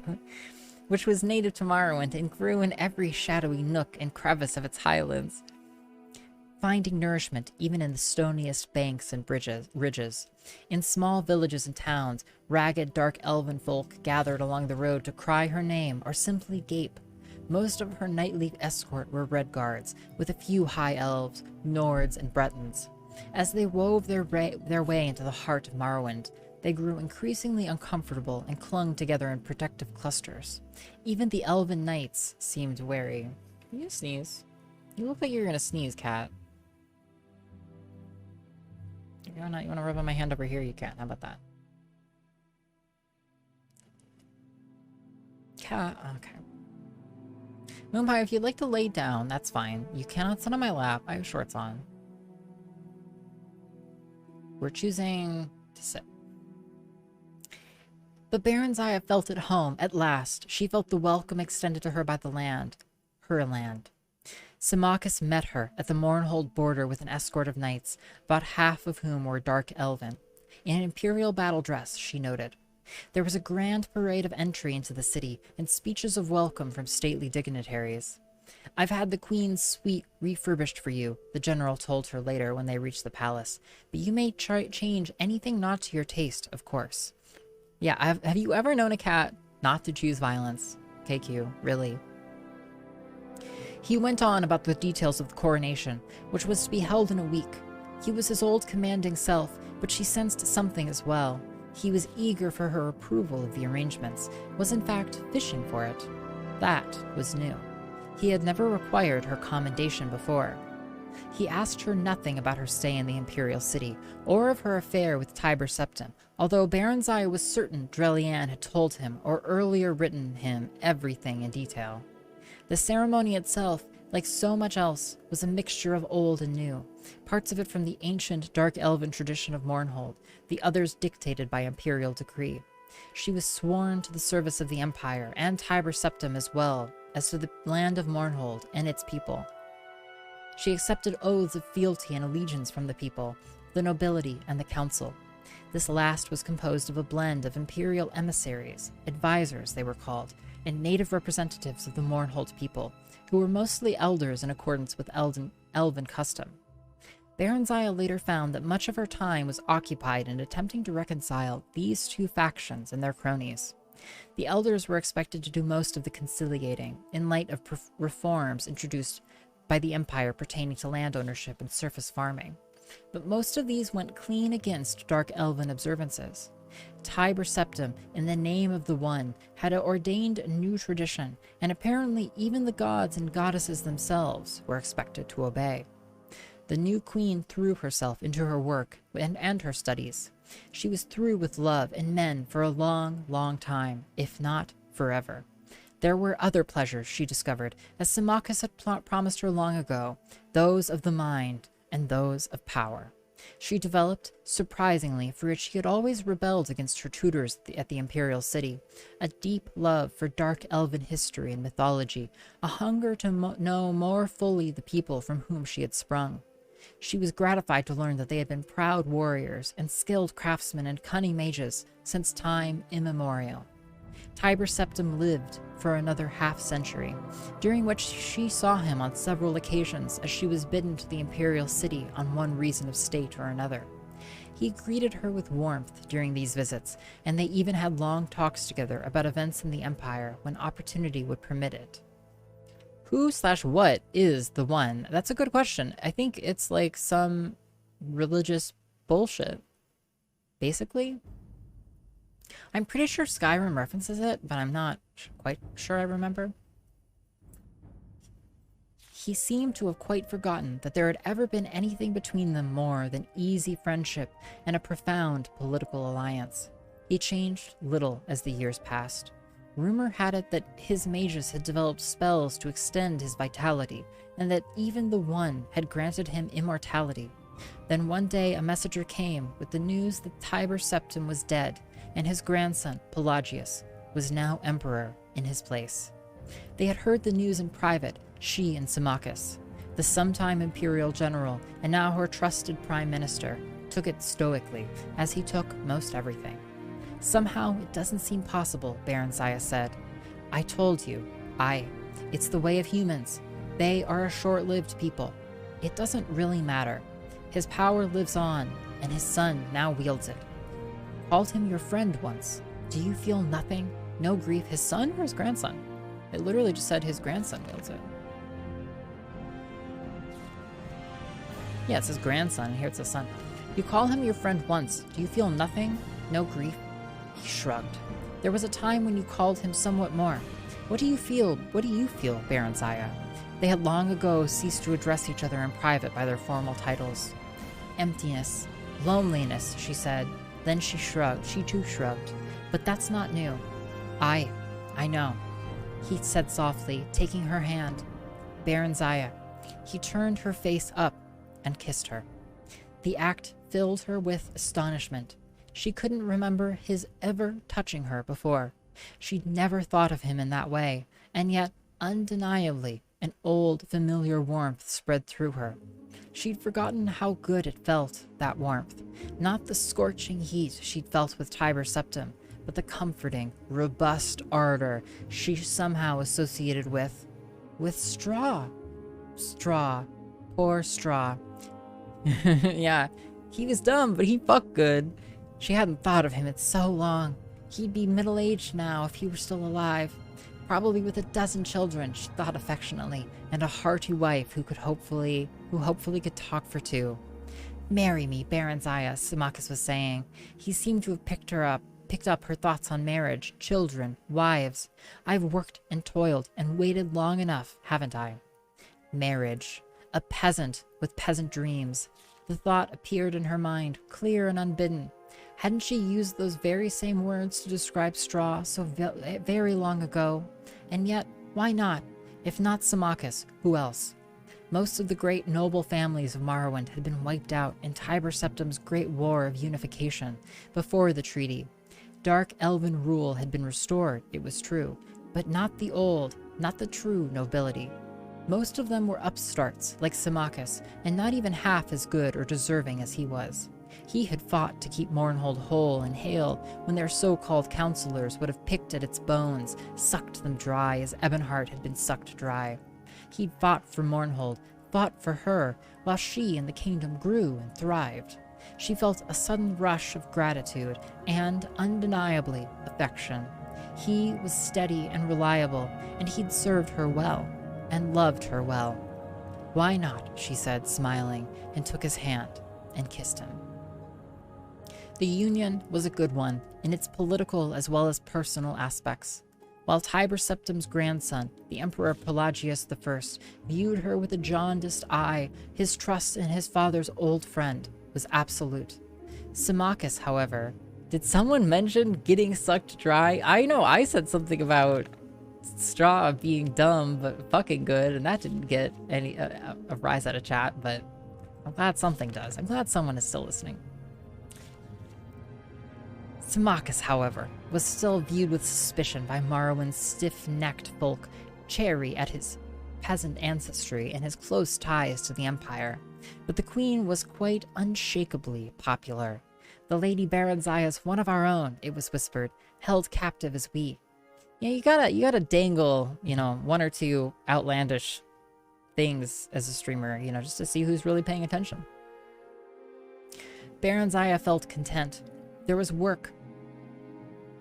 Oh wait, the Lady Baron Zaya is one of our own, it was whispered, held captive as we. Baron Zaya felt content. There was work, and there was pleasure. And what more could one ask of life?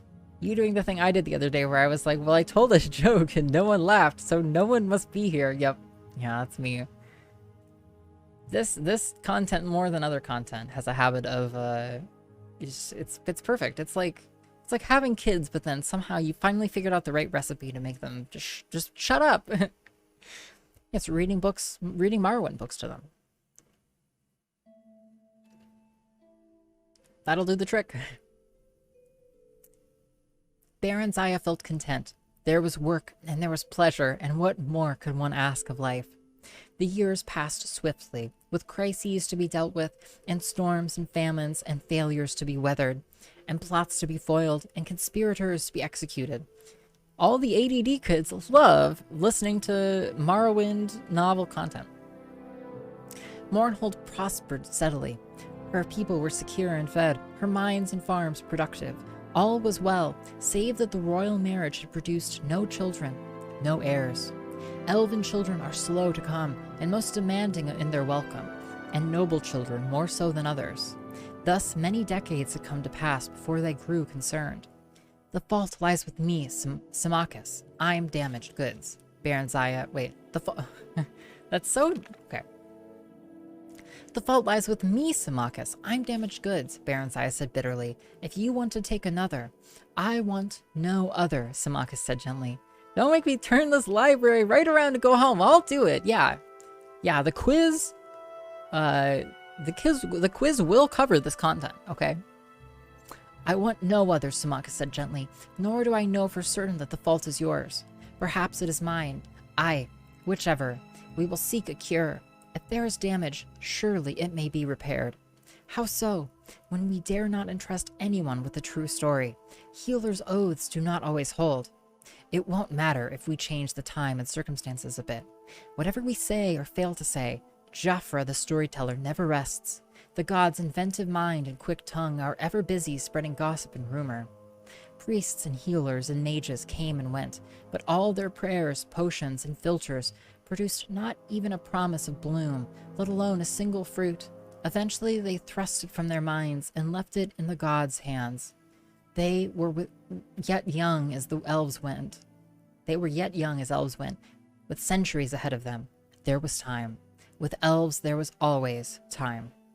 Barensiah sat at dinner in the great hall, pushing food about on a plate, feeling bored and restless. Symmachus was away, having been summoned to the imperial city by Tiber Septim's great-great-grandson, Uriel Septim. Or was it his great-great-great-grandson? She lost count, she realized. Their faces seemed to blur one into the next. Perhaps she should have gone with him, but there'd been the delegation from Tyr on a tiresome matter that nevertheless required delicate handling. A bard was singing in an alcove off the hall, but Barenziah wasn't listening. Lately all the songs seemed the same to her, whether new or old. Then a turn of phrase caught her attention. He was singing of freedom, of adventure, of freeing Morrowind from its chains. How dare he? Barenziah sat up straight and turned to glare at him. Worse, she realized, he was singing of some ancient and now immaterial war with the Skyrim Nords, praising the heroism of Kings Edward and Morrowind and their brave companions. The tale was old enough, certainly, yet the song was new in its meaning. Barenziah couldn't be sure. A bold fellow, this bard, but with a strong, passionate voice and a good ear for music. Rather handsome, too, in a raffish sort of way. Raffish? He didn't look to be well off exactly, nor was he all that young. Certainly he couldn't be under a century of age. Why hadn't she heard of him before, or at least, why hadn't she heard of him before, or at least heard of him? Who is he? She inquired of a lady in waiting. The woman shrugged and said, calls himself the Nightingale, milady. No one seems to know anything about him. Bid him speak with me when he has done. The man called the Nightingale came to her, thanked her for the honor of the Queen's audience and the fat purse she handed him. His manner wasn't bold at all, she decided, rather quiet and unassuming. He was quick enough with gossip about others, but she learned nothing about him. He turned all questions away with a joking riposte or a ribald tale. Yet these were recounted so charmingly it was impossible to take offense. My true name, milady, I am no one. No, my parents named me No One. Or was it Nobody? What matters it? No, it matters not. How may parents give name to that which they know not? Ah, I believe that was the name, Know Not. I have been the Nightingale for so long, I do not remember, since, last month at the very least. Or was it last week? All my memory goes into song and tale, you see, milady. I've none left for myself. I'm really quite dull. Where was I born? Why, nowhere.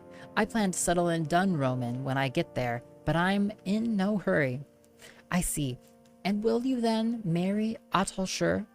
Very perceptive. Atalshur? Very perceptive of you, my lady. Perhaps, although I find in haste quite charming, too, at whiles. Ahoy! Ah, you are fickle, then. The man with the unfortunate name of Who is on first. Yeah, yikes. I had a friend whose last name was Huh? Well, it wasn't exactly pronounced that way, but he would sometimes... Ahoy! He would be in classes on, like, the first day of school, and his teachers would be like...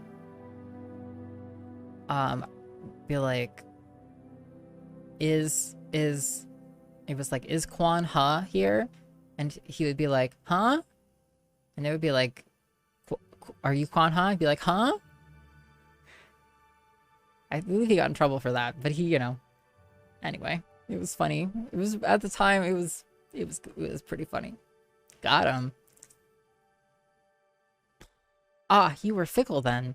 Like the wind, milady, I blow hither and yon, hot and cold as chance suits. Chance is my suit, naught else wears well on me. Baronziah smiled. Stay with us a while then, if you will, milord erratic. Erratic? If you wish, milady bright. After that brief exchange... Whoops. No. After that brief exchange, Baronziah found her interest in life somehow rekindled. All that had seemed stale seemed fresh and new again. She greeted each day with zest, looking forward to conversation with the nightingale and the gift of his song. Unlike other bards, he never sang her praises, nor other women's, but only of high adventure and bold deeds. Who are Yither and Han? Yeah. I know I messed that up. Yither and Han. When she asked him about this, he said, "What greater praise of your beauty could you ask, milady, than that which your own mirror gives you? And if words, hashtag Barangale, I love it, Eero. And if words you would have, you have those of the greatest, of those greater than my callow self. How should I vie with them, I who was born but a week gone by?" For once they were speaking privately. The queen, unable to sleep, had summoned him to her chamber that his music might soothe her. You are lazy and a coward, sirrah, else I hold no charm for you. Milady, to praise you, I must know you. I can never know you. You are wrapped in enigma, in clouds of enchantment. Nay, not so. Your words are what weave enchantment. Your words and your eyes and your body. Know me if you will. Know me if you dare. He came to her then. They lay close, they kissed, they embraced. Not even Baronziah truly knows Baronziah, he whispered softly. So how may I? Milady, you seek and know it not, nor yet for what? What would you have that you have not? Passion, she answered back. Passion, and children born of it. Know me if you will. Know me if you dare. It's a good Tinder profile. KQ, you know. And for your children, what? What birthright might be theirs? Freedom, she said. The freedom to be what they would be. Tell me, you who seem wisest to these eyes and ears, and the soul that knits them, where may I find these things? How should I vibe with them? How do I vibe with these kids? One lies beside you, the other beneath you. But would you dare stretch out your hand that you might take what could be yours and your children's? Symmachus, in my person lies the answer to part of what you seek. The other lies hidden below us in these your very kingdom's minds, that which will grant us the power to fulfill and achieve our dreams, that which Edward and Morrowind between them used to free High Rock and their spirits from the hateful domination of the Nords. I gotta love that they're like, hey look, there's some lusty shit in this book about an Argonian maid, and it's all just a joke. And then they also hide the good stuff in this book no one except iios would ever read. It's true. It's true. This is the payoff. This is the jackpot. All those kids. What was this game rated? I imagine it must have been rated M or something. But I'm texting my sister to change her profile right now. Yeah. She'll get all kinds of swipe rights. Am I doing it right, KQ? Is that how they say it? If it be properly used, my lady, none may stand against it, not even the power the Emperor controls. Freedom, you say. Baronziah, freedom it gives from the chains that bind you. Think on it, my lady. He kissed her again softly and withdrew. The writing is phenomenal, Eero. Yeah, it's really stunning. Morrowind was rated T for teen. They obviously, the reviewers at the ESRB board are not doing their job if they did not read through this content. Ahoy there. Ahoy there. Hey, welcome, Magic Pen. Big swipes, huge swipes, yeah. Super swipes. Isn't that a thing? You pay to super swipe on someone? So... I don't have feelings. I would be so embarrassed if somebody super swiped me. If that was a thing. Maybe that's what the misdirection with TLAM was for. ESRB, yeah, maybe, yeah. You're not leaving, she cried out. Her body yearned for him. For now, he said, pleasures of the flesh are nothing beside what we might have together. I would have you think on what I have just said. I don't need to think. What must we do? What preparations must be made? Why, none. The mines may not be entered freely, for it is true. It is true. But with the queen at my side, who will stand athwart? Once below, I can guide you to where this thing lies and lift it from its resting place." Then the memory of her endless studies slid into place. "The horn of summoning," she whispered in awe. "Is it true? Could it be? How do you know? I've read that it's buried beneath the measureless caves of Daggerfall. Nay, long have I studied this matter. Ere his death, King Edward gave the horn for safekeeping into the hands of his old friend, King Morrowind. He, in turn, secreted it here in Mournhold, under the guardianship of the god Ethan, whose birthplace and bailiwick this is. Now you know what it has cost me many a long year and weary mile to discover. But the god, what of Ethan? Trust me, my lady heart, all will be well." Laughing softly, he blew her a last kiss and was gone. Yeah, no Tinder for you lately, Hugin? Bethesda to ESRB, really? You think there's a book that would be even more mature than The Lusty Argonian Maid? Do you hear yourselves? Yeah. You know, they probably conquered and divided the books. You know, they were like, okay, you know, we got our crack team on the dirty sounding stuff, and then they were like, this shit's too long. The other person, yeah, you know, the quality control is just not there.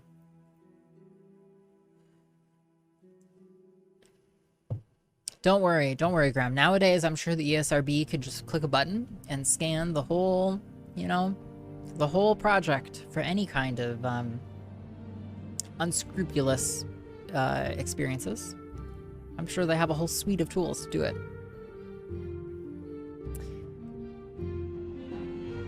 Okay. On the morrow, they passed the guards at the great portals that led into the mines and further below. Under pretense of her customary tour of inspection, Baronziah, unattended but for the Nightingale, ventured into cavern after subterranean cavern. Eventually they reached what looked like a forgotten sealed doorway, and upon entering, found that it led to an ancient part of the workings, long abandoned.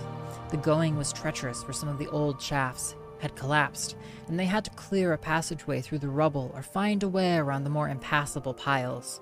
Vicious rats and huge spiders scurried here and there, sometimes even attacking them, but they proved no match for Baronziah's firebolt spells, or the Nightingale's quick dagger. "We've been gone too long," Baronziah said at length. "They'll be looking for us. What will I tell them?" "Whatever you please," the Nightingale laughed. "You are the queen, aren't you?" "The Lord Symmachus." "That peasant obeys whoever holds power, always has, always will. We shall hold the power, my lady love. His lips were sweetest wine, his touch both fire and ice." "Now," she said, maybe circulation problems, you know, if the Nightingale is having, you know, hot and cold flashes. "Now," she said, "take me now, I'm ready." Her body seemed to hum, every nerve and muscle taut. "Not yet, not here, not like this." He waved around, indicating the aged, dusty debris and grim walls of rock. "Just a little while longer." Reluctantly, Baronziah nodded her assent. They resumed walking. "Here," he said at last, pausing before a blank barrier. "Here it lies." He scratched a rune in this. Not now! He scratched a rune in the dust, his other hand weaving a spell as he did so. The wall dissolved. It revealed an entrance to some ancient shrine. In the midst stood a statue of a god, hammer in hand, poised above adamantian anvil. Is this the same as the other book we read? Is this the same as the other book we read about them digging? And the statue with the hammer, that's the dwarven statue. Imagine being asleep for all this good content. Couldn't be me. Nope, wide awake. Wide awake. Yes, sir, yes, sir. "By my blood, Ethan," the Nightingale cried, "I bid thee waken. Morrowynd's heir of Ebonheart am I, last of the royal line, sharer of thy blood, at Morrowind's last need, with all of Elvendom in dread peril of their selves and souls. Release to me that guerdon which thou guardst. Now I do bid thee, strike." At his final words, the statue glowed and quickened. The blank stone eyes shone a bright red.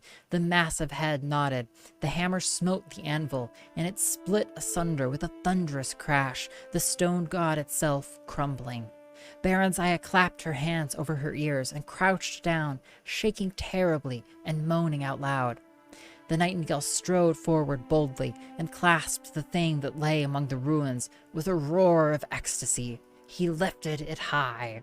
"Someone's coming!" Baranzaya cried in alarm, then noticed for the first time what it was he was holding aloft. "Wait! That's not the horn. It's a staff." "Indeed, my lady, you see truly at last." The nightingale laughed aloud. "I am sorry, milady, sweet, but I must leave you now. Perhaps we shall meet again one day. Until then, Symmachus," he said to the mail-clad figure who had appeared behind them, "she is all yours. You may claim her back." "No!" Baranzaya screamed. She sprang up and ran toward him, but he was gone, winked out of existence, just as Symmachus's claymore drawn reached him. His blade cleaved a single stroke through empty air. Then he stood still, as if taking the stone god's place. Baranzaya said nothing, heard nothing, saw nothing, felt nothing. My lady sweet. Symmachus told the that's my lady sweet is like just like the most awful, like kind of like it's like a nuclear version. It's like a supercharged version of Milady. Milady sweet. Symmachus told the half-dozen or so elves who had accompanied him that the nightingale and Queen Baranzaya had lost their way and had been set upon by giant spiders. That the nightingale had lost his footing and fallen into a deep crevice which closed over him. That his body could not be recovered. That the queen had been badly shaken by the encounter and deeply mourned the loss of her friend who had fallen in her defense. Such was Symmachus's presence and power of command that the slack-jawed knights, none of whom had caught more than a glimpse of what happened, were convinced that it was all exactly as he said.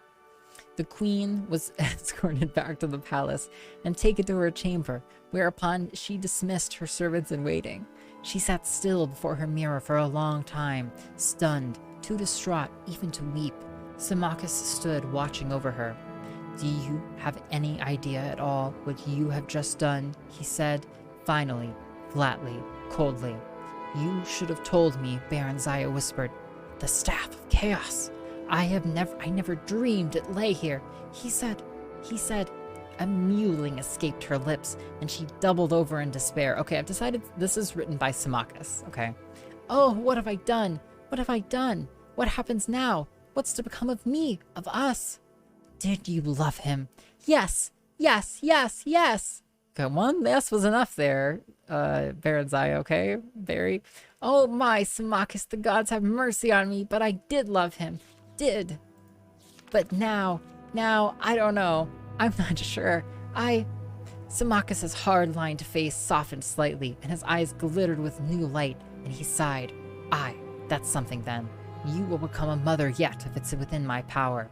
As for the rest, Baranzaya, my dearest Baranzaya, I expect you have loosed a storm upon the land. It'll be a while yet in the brewing, but when it comes, we'll weather it together, as we always have." He came over to her then and stripped her of her clothing and carried her to the bed. Out of grief and longing, her enfeebled body responded to his brawny one as it never had before, pouring forth all the nightingale had wakened to life in her, and in doing so calming the restless ghosts of all he had destroyed. It's a healing fuck, okay? It's like when you get fucked, but then it's like therapy? Does that make sense? It's like a therapy fucking. Some fucked up shit right here. "She was empty and emptied, and then she was filled, for a child was planted and grew within her."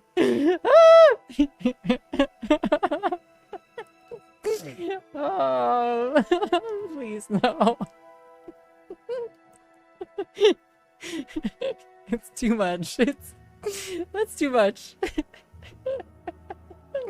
I didn't need, they tell you when you're an artist, when you're a writer, they say paint a picture. Too much has been painted here, okay? Holy fuck. As her son flourished in the womb, I don't need to hear any of it flourishing. I don't need to hear about Symmachus's, vigorous seed.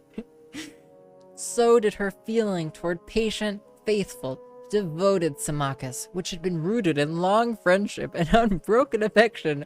This was, I guarantee you, this was written by Symmachus, in which now at last ripened into the fullness of true love. 8 years later, they were again blessed, this time with daughter slayed in the womb. Yeah, amazing. Oh my word. Sexual healing, indeed. Directly after the Nightingale's theft of the Staff of Chaos, Symmachus had sent urgent secret communiques to Uriel Septim. He had not gone himself as he would normally have, choosing instead to stay with Baranziah during her fertile period to father a son upon her.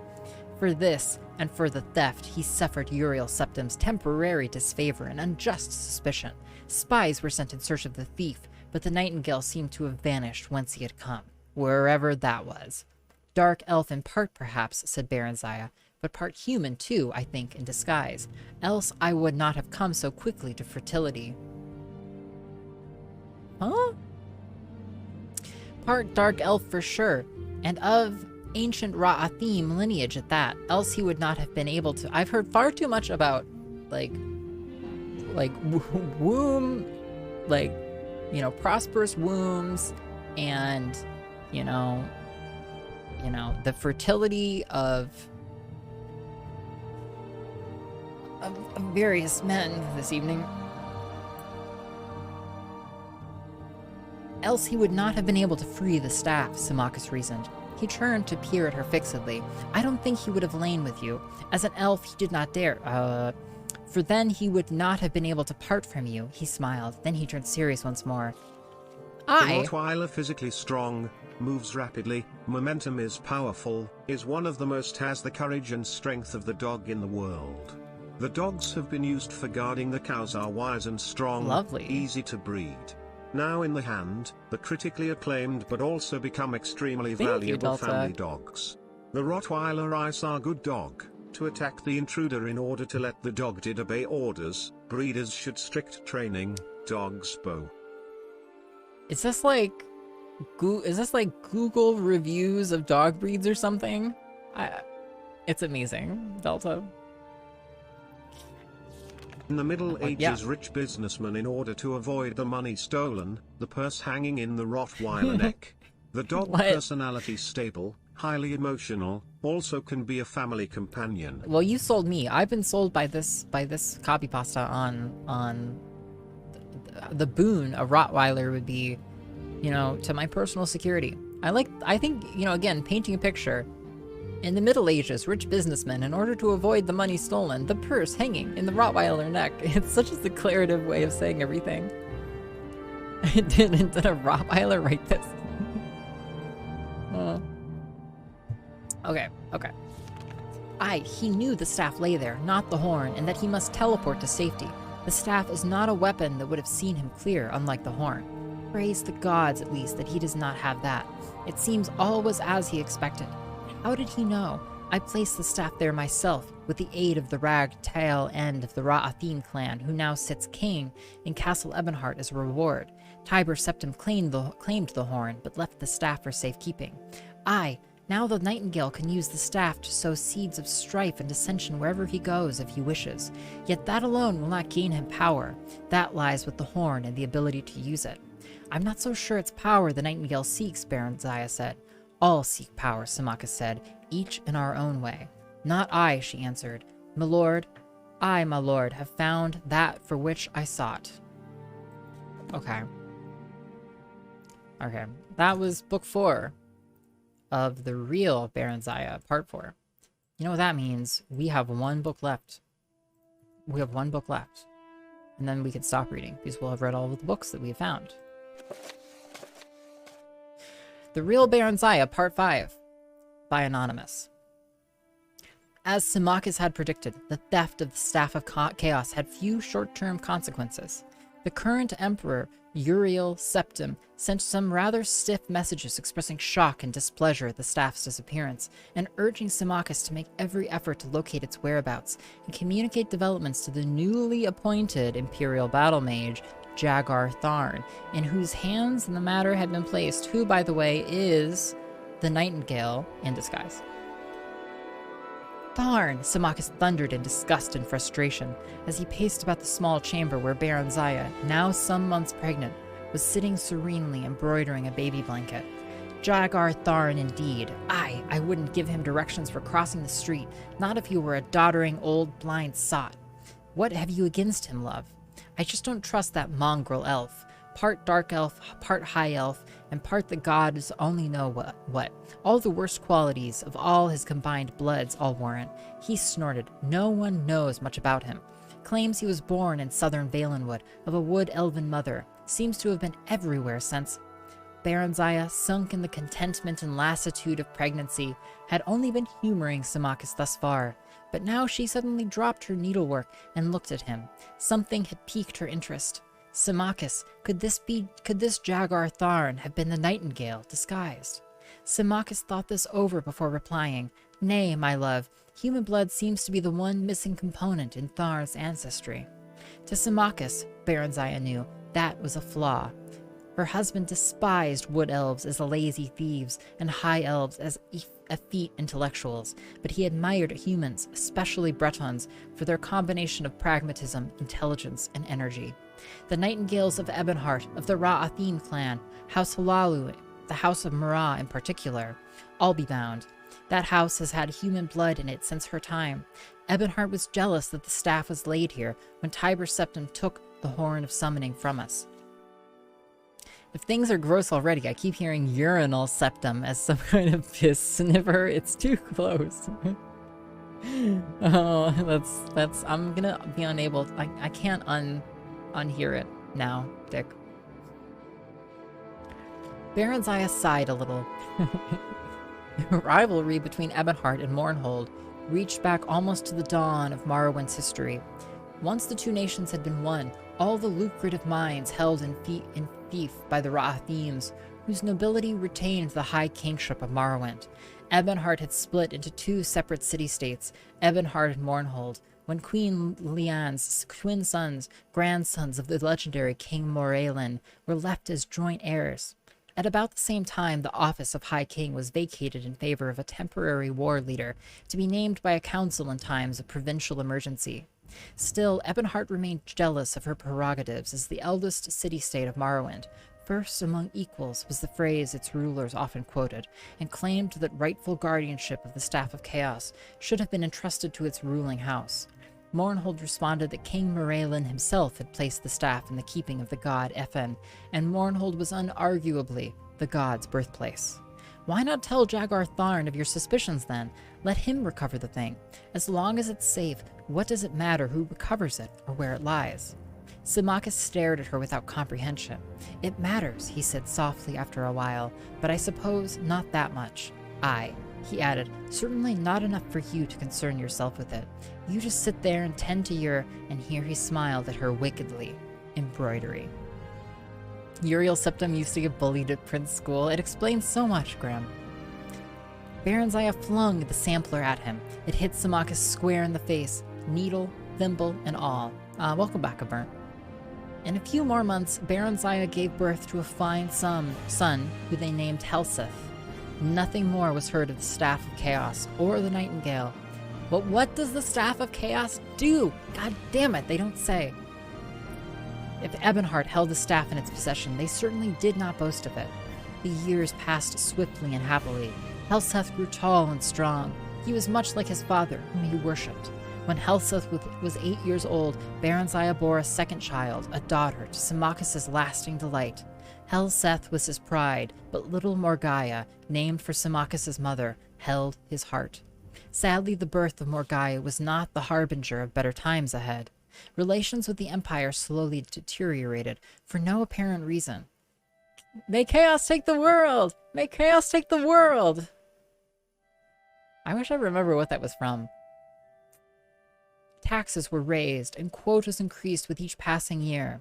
Symmachus felt that the Emperor suspected him of having had a hand in the staff's disappearance, and sought to prove his loyalty by making every effort to comply with the escalating demands. He lengthened working hours and raised tariffs, and even made up some of the difference from both the royal exchequer and their own private holdings. But the levies multiplied, and commoners and nobles alike began to complain. It was an ominous rumble. I want you to take the children and journey to the Imperial City, Symmachus said at last in desperation one evening after dinner. You must make the Emperor listen, else all Mournhold will be up in revolt come spring. He grinned forcibly. You have a way with men, love. You always did. It was from the Elden Ring. Ah, yeah, makes sense. Baronziah forced a smile of her own. Even with you, I take it. Yes, especially with me, he acknowledged amiably.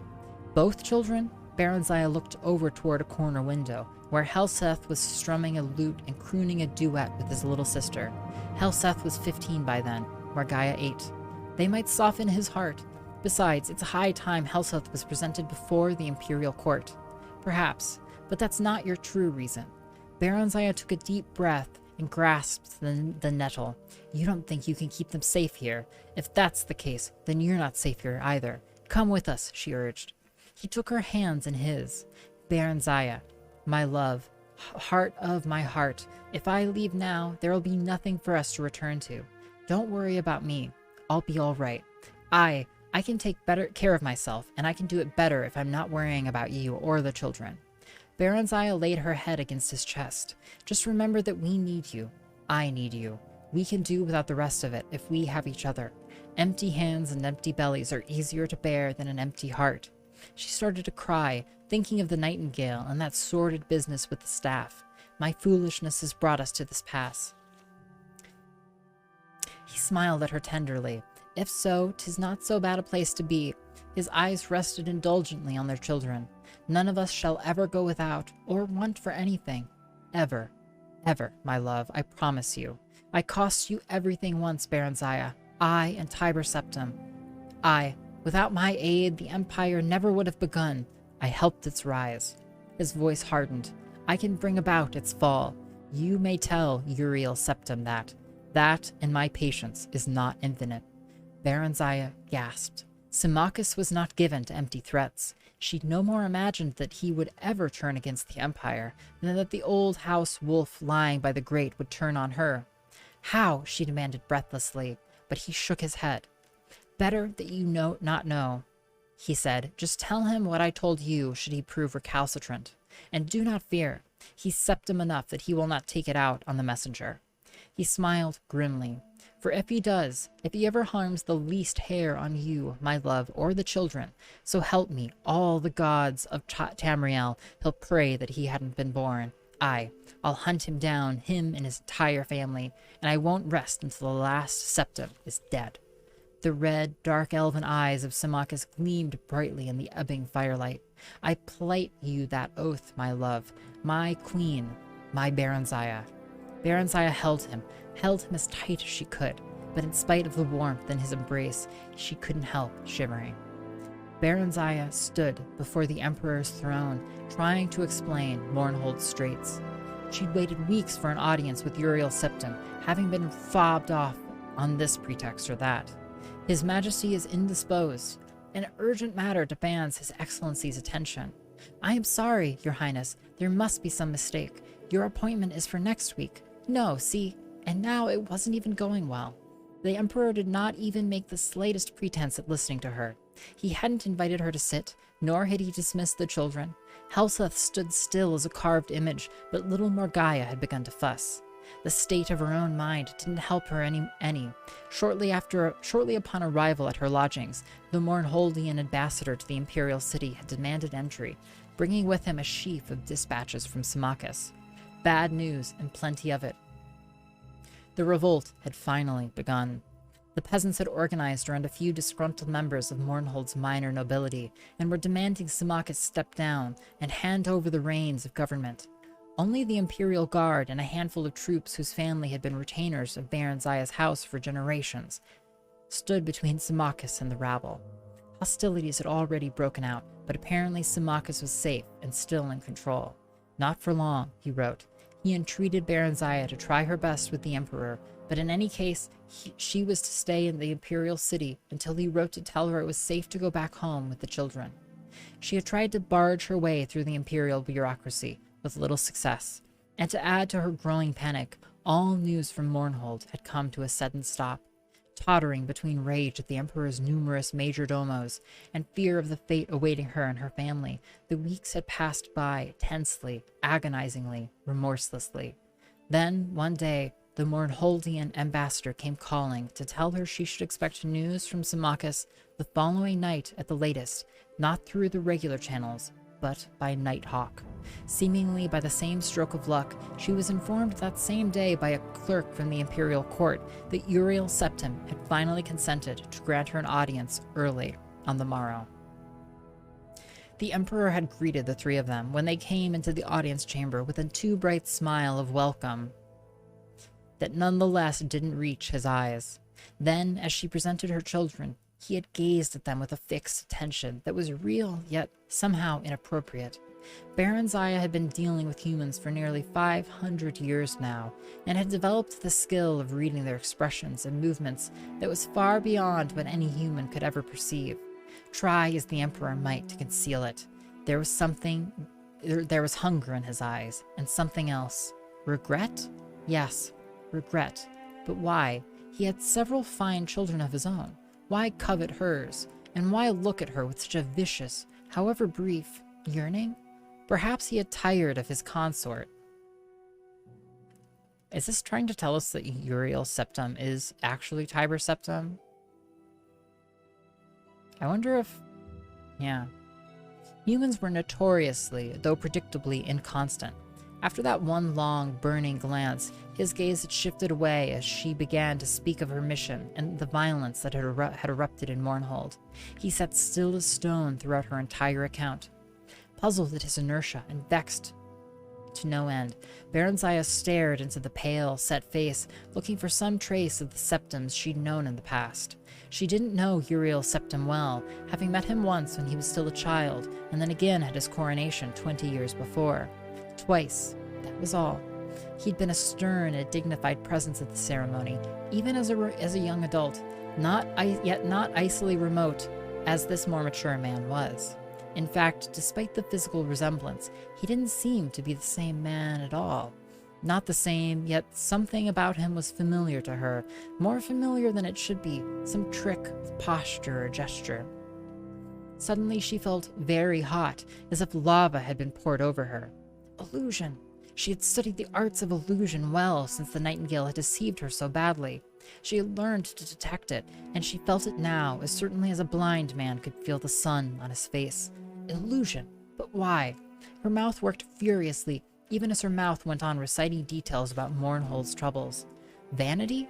Humans were oft as ashamed at the signs of aging as elves were proud to exhibit them, yet the face Uriel Septim wore seemed consistent with his age. Baron Zaya used none of her own magic. Even petty nobles had means of detecting magicka, if not actually shielding themselves from its effects within their own halls. The use of sorcery here would bring down the Emperor's wrath as surely as drawing a dagger would. Magic. Illusion.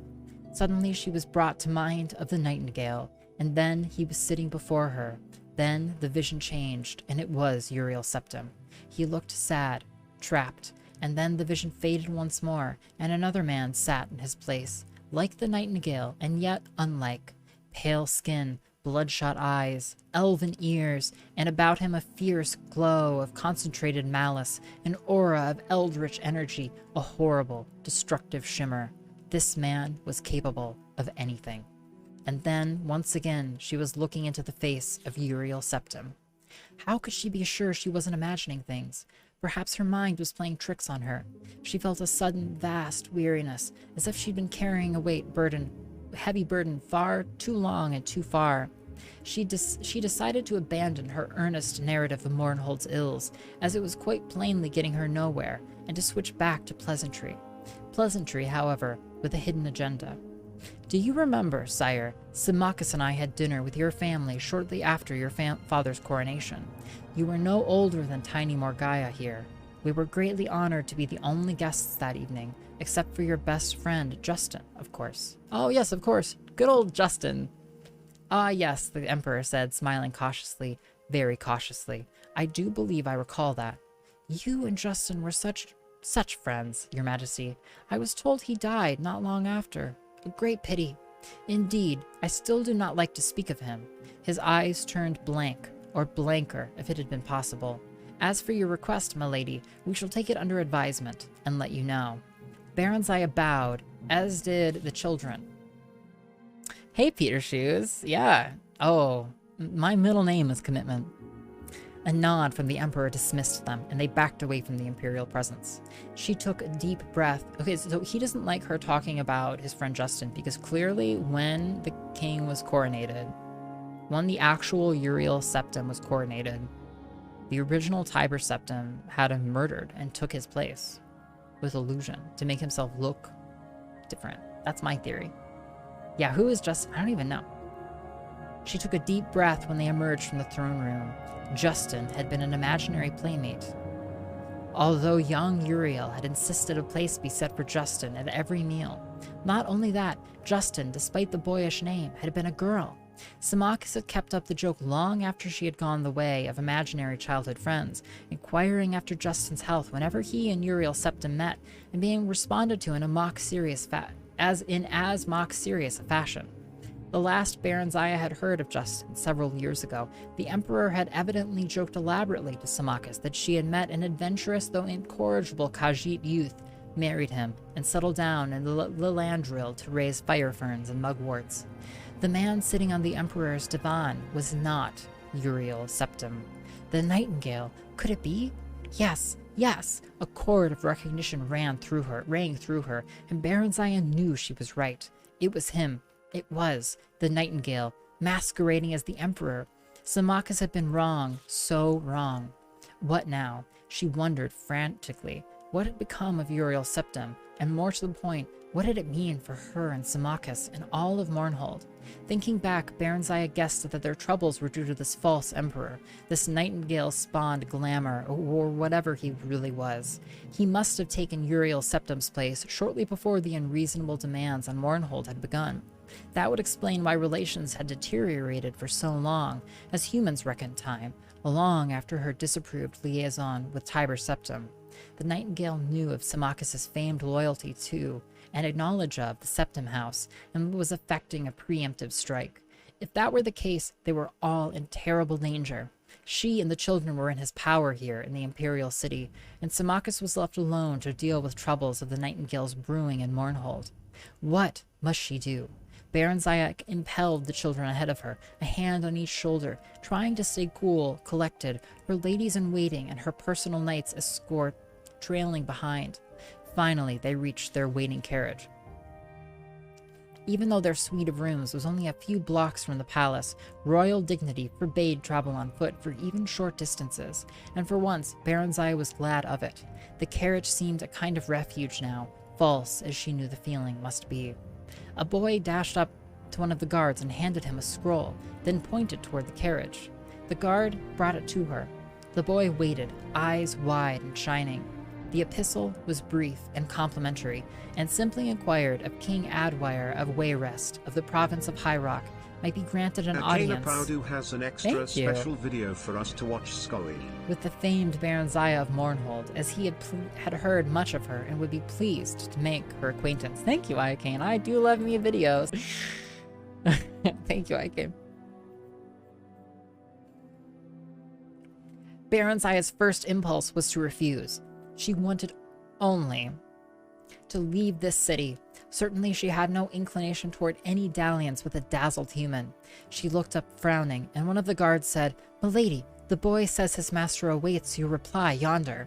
She looked in the direction indicated and saw a handsome elderly man on horseback, surrounded by a half-dozen courtiers and cavaliers. He caught her eye and bowed. Bowed respectfully, taking off a plumed hat. That's what Legolas is doing, was avoiding eye contact. Oh, I get it now, yeah. For a second I thought Legolas was just confused. He was like, what's that? What's that calling to me? Very well, Baronzaya said to the boy on impulse. Cool. Tell your master he may call on me tonight after the dinner hour. King Adwire looked polite and grave and rather worried, but not in the least love-struck. At least that was something, she thought pensively. Baronzaya stood at the tower window, waiting. She could sense the familiar's nearness, but though the night sky was clear as day to her eyes, she could not yet see him. Then suddenly it was there, a swift-moving dot beneath the wispy night clouds. A few more minutes and the great nighthawk finished its descent, wings folding, talons reaching for her thick leather armband. She carried the bird to its perch, where it waited, panting, as her impatient fingers felt for the message secured in a capsule on one leg. The hawk drank mightily from the water until, when she had done, then ruffled its feathers and preened, secure in her presence. A tiny part of her consciousness shared its satisfaction at a job well done, mission accomplished, and rest earned, yet beneath it all was unease. Things were not right, even to its humble avian mind. Her fingers shook as she unfolded the thin parchment and pored over the cramped writing. Not Symmachus's bold hand. Baranziah sat slowly, fingers smoothing the document while she prepared her mind and body to accept disaster calmly, if disaster it would be. Disaster it was. The Imperial Guard had deserted Symmachus and joined the rebels. Symmachus was dead. The remaining loyal troops had suffered a decisive defeat. Symmachus was dead. The rebel king had been recognized as King of Mournhold by Imperial envoys. Symmachus was dead. Baranziah and the children had been declared traitors to the Empire and a price set on their heads. Symmachus was dead. So the audience with the Emperor earlier that morning had been nothing but a blind, a ruse, a charade. The Emperor must have already known. She was just being strung along, told to stay put, take things easy. Milady Queen, enjoy the Imperial City and the delights it has to offer. Do make your stay as long as you want. For stay, or detention, or captivity, and in all probability, or impending arrest. She had no delusions about her situation. She knew the Emperor and his minions would never let her leave the Imperial City ever again, at least, not alive. Symmachus was dead. Milady? Baranziah jumped, startled by the servant's approach. What is it? The Breton is here, milady. King Adwire. The woman added helpfully, noting Baranziah's incomprehension. She hesitated. Is there news, milady? She said, nodding toward the Nighthawk. Nothing that will not wait, Baranziah said quickly, and her voice seemed to echo in the emptiness that suddenly yawned like a gaping abyss inside her. See to the bird. She stood up, smoothed her gown, and prepared to attend on her royal visitor. Hoping that my favorite character, Symmachus, is still kicking it. Yeah. Yep. No one tell Graham anything. He felt numb as the stone walls around her, numb as the quiescence of the night air, numb as a lifeless corpse. Symmachus was dead. Oh, sorry, spoilers, Graham. Sorry. R.I.P. King Adwire greeted her gravely and courteously, if a bit fulsomely. He claimed to be a fervent admirer of Symmachus, who figured prominently in his family's legends. Gradually, he turned the conversation to her business with the Emperor. Oh god, this book is not going to beat me. I'm not going to let this book beat me. Gradually, he turned the conversation to her business with the Emperor. He inquired after details, and asked if the outcome had been favorable to Mournhold. Finding her non-committal, he suddenly blurted out, My Lady Queen, you must believe me. The man who claims himself the Emperor is an impostor. I know it sounds mad, but No, Baranziah said with sudden decisiveness. You are entirely correct, my Lord King. I know. Adwire relaxed into his seat for the first time, eyes suddenly shrewd. You know, you're not just humoring someone you think might think a madman. I assure you, my lord, I am not. She took a deep breath. And who do you surmise is dissembling as the Emperor? The Imperial battle mage, Jagar Tharn. Ah, my Lord King, have you perchance heard of someone called the Nightingale? Yes, milady. As a matter of fact, I have. My allies and I believe him to be one and the same man as the renegade Tharn. I knew it! Baranziah stood up and tried to mask her upheaval. The Nightingale, Jagar Tharn. Oh, but the man was a demon, diabolical and insidious, and so very clever. He had contrived their downfall seamlessly, perfectly. Symmachus, my Symmachus. Adwire coughed diffidently. Milady, we need your aid. Baranziah smiled grimly at the irony. I do believe I should be the one saying those words, but go on, please. Of what assistance might I be, my Lord King? Quickly the monarch outlined the plot. The mage, Rhea Silmain, of late apprenticed to the vile Jagar Tharn, had been killed and declared a traitor by the false emperor. Yet she had retained a bit of her powers, and could still contact a few of those she had known well on the mortal plane. She had chosen a champion who would undertake to find the Staff of Chaos, which had been hidden by the traitorous sorcerer in an unknown site. Yohei-chan. This champion was to wield the staff's power to destroy Jagar Tharn, who was otherwise invulnerable, and rescue the true emperor, being held prisoner in another dimension. However, the champion, while thankfully still alive, now languished in the Imperial dungeons. Tharn's attention must be diverted while the Chosen One gained freedom with Raya's spirit's help. Baron Zaya had the false emperor's ears, and seemingly his eyes. Would she provide the necessary distraction? I suppose I could obtain another audience with him, Baron Zaya said carefully, but would that be sufficient? I must tell you that my children and I have just recently been declared traitors to the Empire. In Mournhold, perhaps, milady, and Morrowind, things are different in the Imperial City and the Imperial Province. The same administrative morass that makes it near impossible to obtain an audience with the Emperor and his ministers also quite assures that you would never be unlawfully imprisoned or otherwise punished without benefit of due legal process. In your case, milady, and your children's, the situation is further exacerbated by your royal rank. As queen and her heirs apparent, your persons are considered inviolable, sacrosanct, in fact. The king grinned. The imperial bureaucracy, my lady, is a double-edged claymore. So, at least she and the children were safe for the time being. Then a thought struck her. My lord king, what did you mean earlier when you said I had the false emperor's eyes, and seemingly at that? Adwire looked uncomfortable. It was whispered among the servants that Jagar Tharn kept your likeness in a sort of shrine in his chambers. I see. Her thoughts wandered momentarily to that insane romance of hers with the Nightingale. She had been madly in love with him. Foolish woman, and the man she had once loved had caused to be killed. The man she had once loved had caused to be killed the man she truly did love. Loved. He's gone now. She still couldn't bring herself to accept the fact that Samachus was dead. But even if he is, she's fucking dead. Get over it. But even if he is, she told herself firmly. I struggled through that sentence. He would always be with her. Even if he is, she told herself firmly, my love is alive and remains. He would always be with her, as would the pain. The pain of living the rest of her life without him. The pain of trying to survive each day, each night without his presence. His comfort, his love. The pain of knowing he would never see his children grow into a fine pair of adults who would never know their father. How brave he was. How strong he was. How wonderful. How loving. Especially little Margaya. And for all you have done to my family, Nightingale, you must die. Does that surprise you? Adwire's words broke into her thoughts. What? Does what surprise me? This is the last book, Agram, and we are essentially as far as the longest book in the series has been. So we must be close to the end, right? Hey, welcome, Haley Snaily, welcome. And also, hey, Kate-chan, it's great to see you. Does that surprise you? Adwire's words broke into her thoughts. What? Does what surprise me? Your likeness in Tharn's room. Oh, her features set imperturbably. Yes and no. Adwire could see from her expression that she wished to change the subject.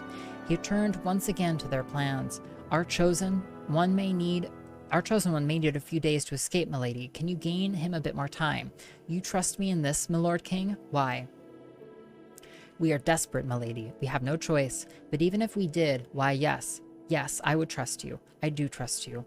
Your husband has been good to my family over the years. The Lord, Samachus, is dead. What? Baron Zaya related the recent events quickly and coolly. Milady, queen, but how dreadful. I'm so sorry. For the first time, Baron Zaya's glacial poise was shaken. In the face of sympathy, she felt her outward calm start to crumble. She gathered her composure and willed herself to stillness. Under the circumstances, milady, we can hardly ask. Nay, good my lord. Under the circumstances, I must do what I may to avenge myself upon the murderer of my children's father. A single tear escaped the fortress of her eyes. Now that's a metaphor, jeez. She brushed it away impatiently. In return, I ask only that you protect my orphaned children as you may. Yo, hey, welcome, Unhero. Adwire drew himself up. His eyes shone. Willingly do I so pledge, most brave and noble queen. The gods of our beloved land, indeed Tamriel itself, be my witnesses. His words touched her absurdly, yet profoundly. I thank you from my heart and my soul, good King Adwire. Samachus Scooey, thank you, the 2 voters. Thank you. You have mine and my children's everlasting gratitude. She broke down. She did not sleep that night, but sat in a chair beside her bed. Samachus is actually Scooey. Yeah, very narrow. Must have been. Only 2 votes, eh? Sat in a chair beside her bed, hands folded in her lap, thinking deep and long into the waxing and waning. Scooey! Welcome, Unhero. Of the darkness. She would not tell the children. Not yet. Not until she must. We can do it. She had no need to seek another audience with the Emperor. A summons arrived at first light. She told the children she expected to be gone a few days, bade them give the servants no trouble, and kissed them goodbye. Morgaya whimpered a bit. She was bored and lonely in the imperial city. Helseth looked dour, but said nothing. He was very like his father. His father. At the imperial palace, Baron Zaya was escorted not into the great audience hall, but to a small parlor where the Emperor sat at a solitary breakfast.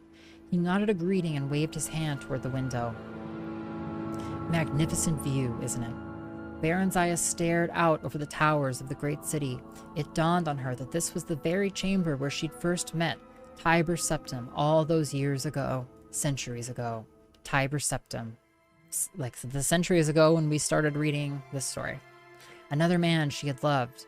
Who else had she loved? Symmachus, Tiber Septim, and Straw. She remembered the big, blonde stable boy with sudden and intense affection.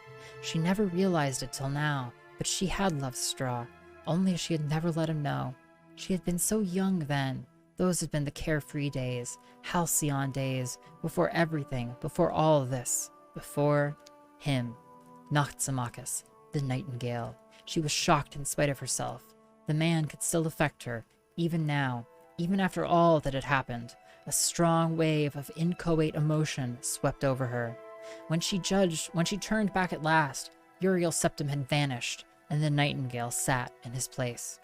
You knew, he said quietly, scanning her face. You knew, instantly. I wanted to surprise you. You might at least have pretended. Baron Zaya spread her arms, trying to pacify the maelstrom churning deep inside her. I'm afraid my skill at pretense is no match for yours, my liege. He sighed. You're angry. Just a little, I must admit, she said icily. I don't know about you, but I find betrayal a trifle offensive. How human of you. She took a deep breath. What do you want of me? Now you were pretending. He stood up to face her directly. You know what I want of you. You want to torment me. Go ahead. I'm in your power, but leave my children alone. No, no, no. I don't want that at all, Baron Zaya. He came near, speaking low in the old caressing voice that had sent shivers cascading through her body, the same voice that was doing the same thing to her here and now. Don't you see? This was the only way. His hands closed on her arms. She felt her resolve fading, her disgust at him weakening. You could have taken me with you. Unbidden tears gathered in her eyes.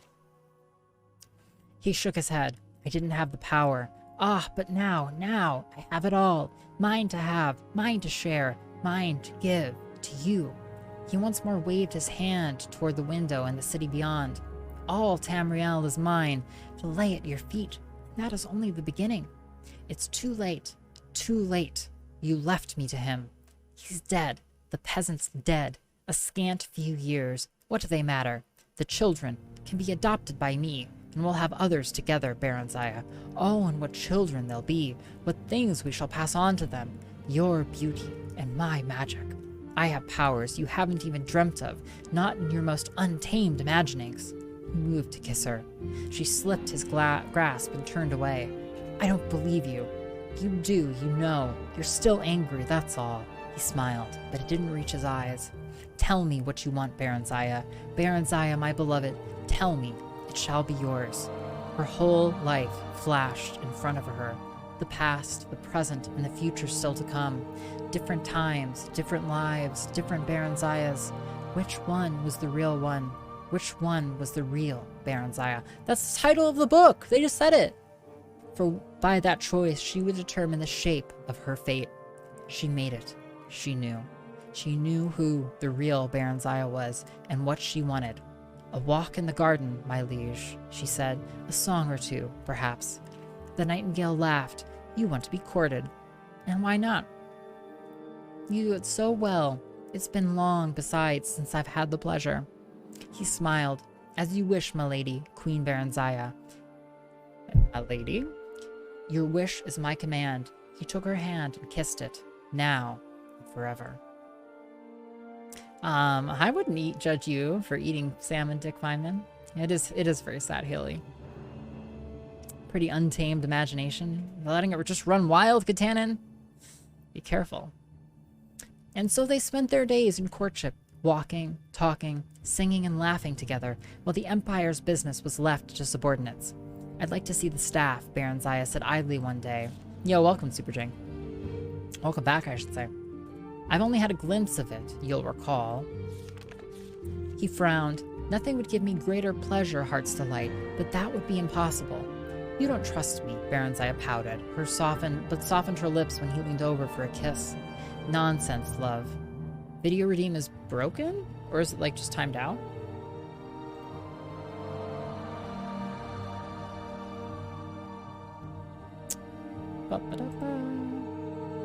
It says it's on cooldown, for me at least.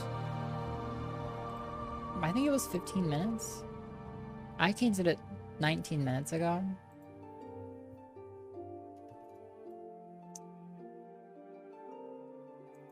Oh, why don't you just post it, Delta? It seems like maybe you like submitted it and then it didn't actually go through. Yo, hey Snowy. Oh my fucking god, Snowy. We've spent like 7 hours standing in this fucking bookstore. I'm on the 62nd page of the 5th book of the real biography of Baronziah. We're almost there, Snowy. Thank you, Delta, for sharing. The titular line. Both of those actors are very funny, honestly. Yo, congrats, Hugo. That's huge. Can't end it there. I know, yeah. Isn't there any follow-up? What happens next? I'm so tired of all these Star Wars. Somebody should have said it, though. Upright Citizens Brigade. Gotcha. Nice, nice. I didn't... Or that sounds like an improv troupe, but clearly they did at least some sketch comedy. Okay, we're gonna finish this. Okay?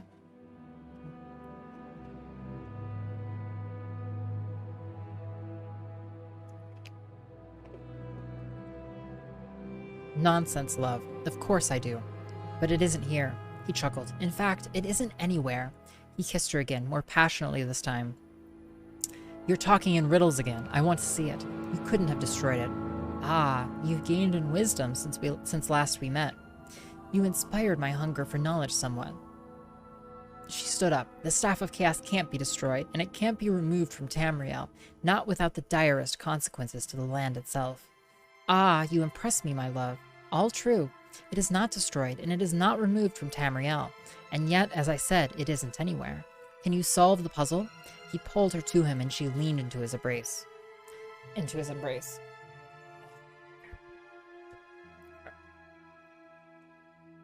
Doing it, cranking it. Ugh. Here's a greater riddle still, he whispered. How does one make one of two? That I can, and will show you.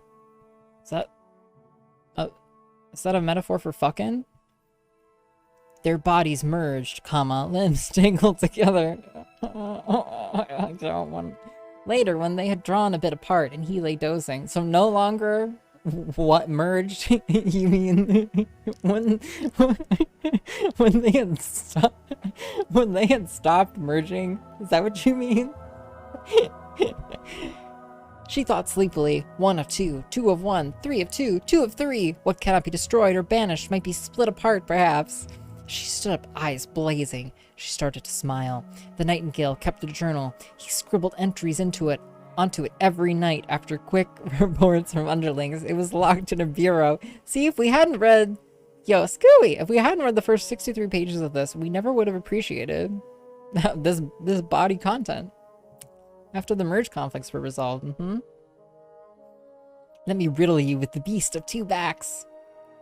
You know, Baron Zaya seems really basic. You know, this real story of Baron Zaya makes me hate Baron Zaya. Like, she's like double-crossing. It seems like she hates Symmachus. It actually seems like she's actually...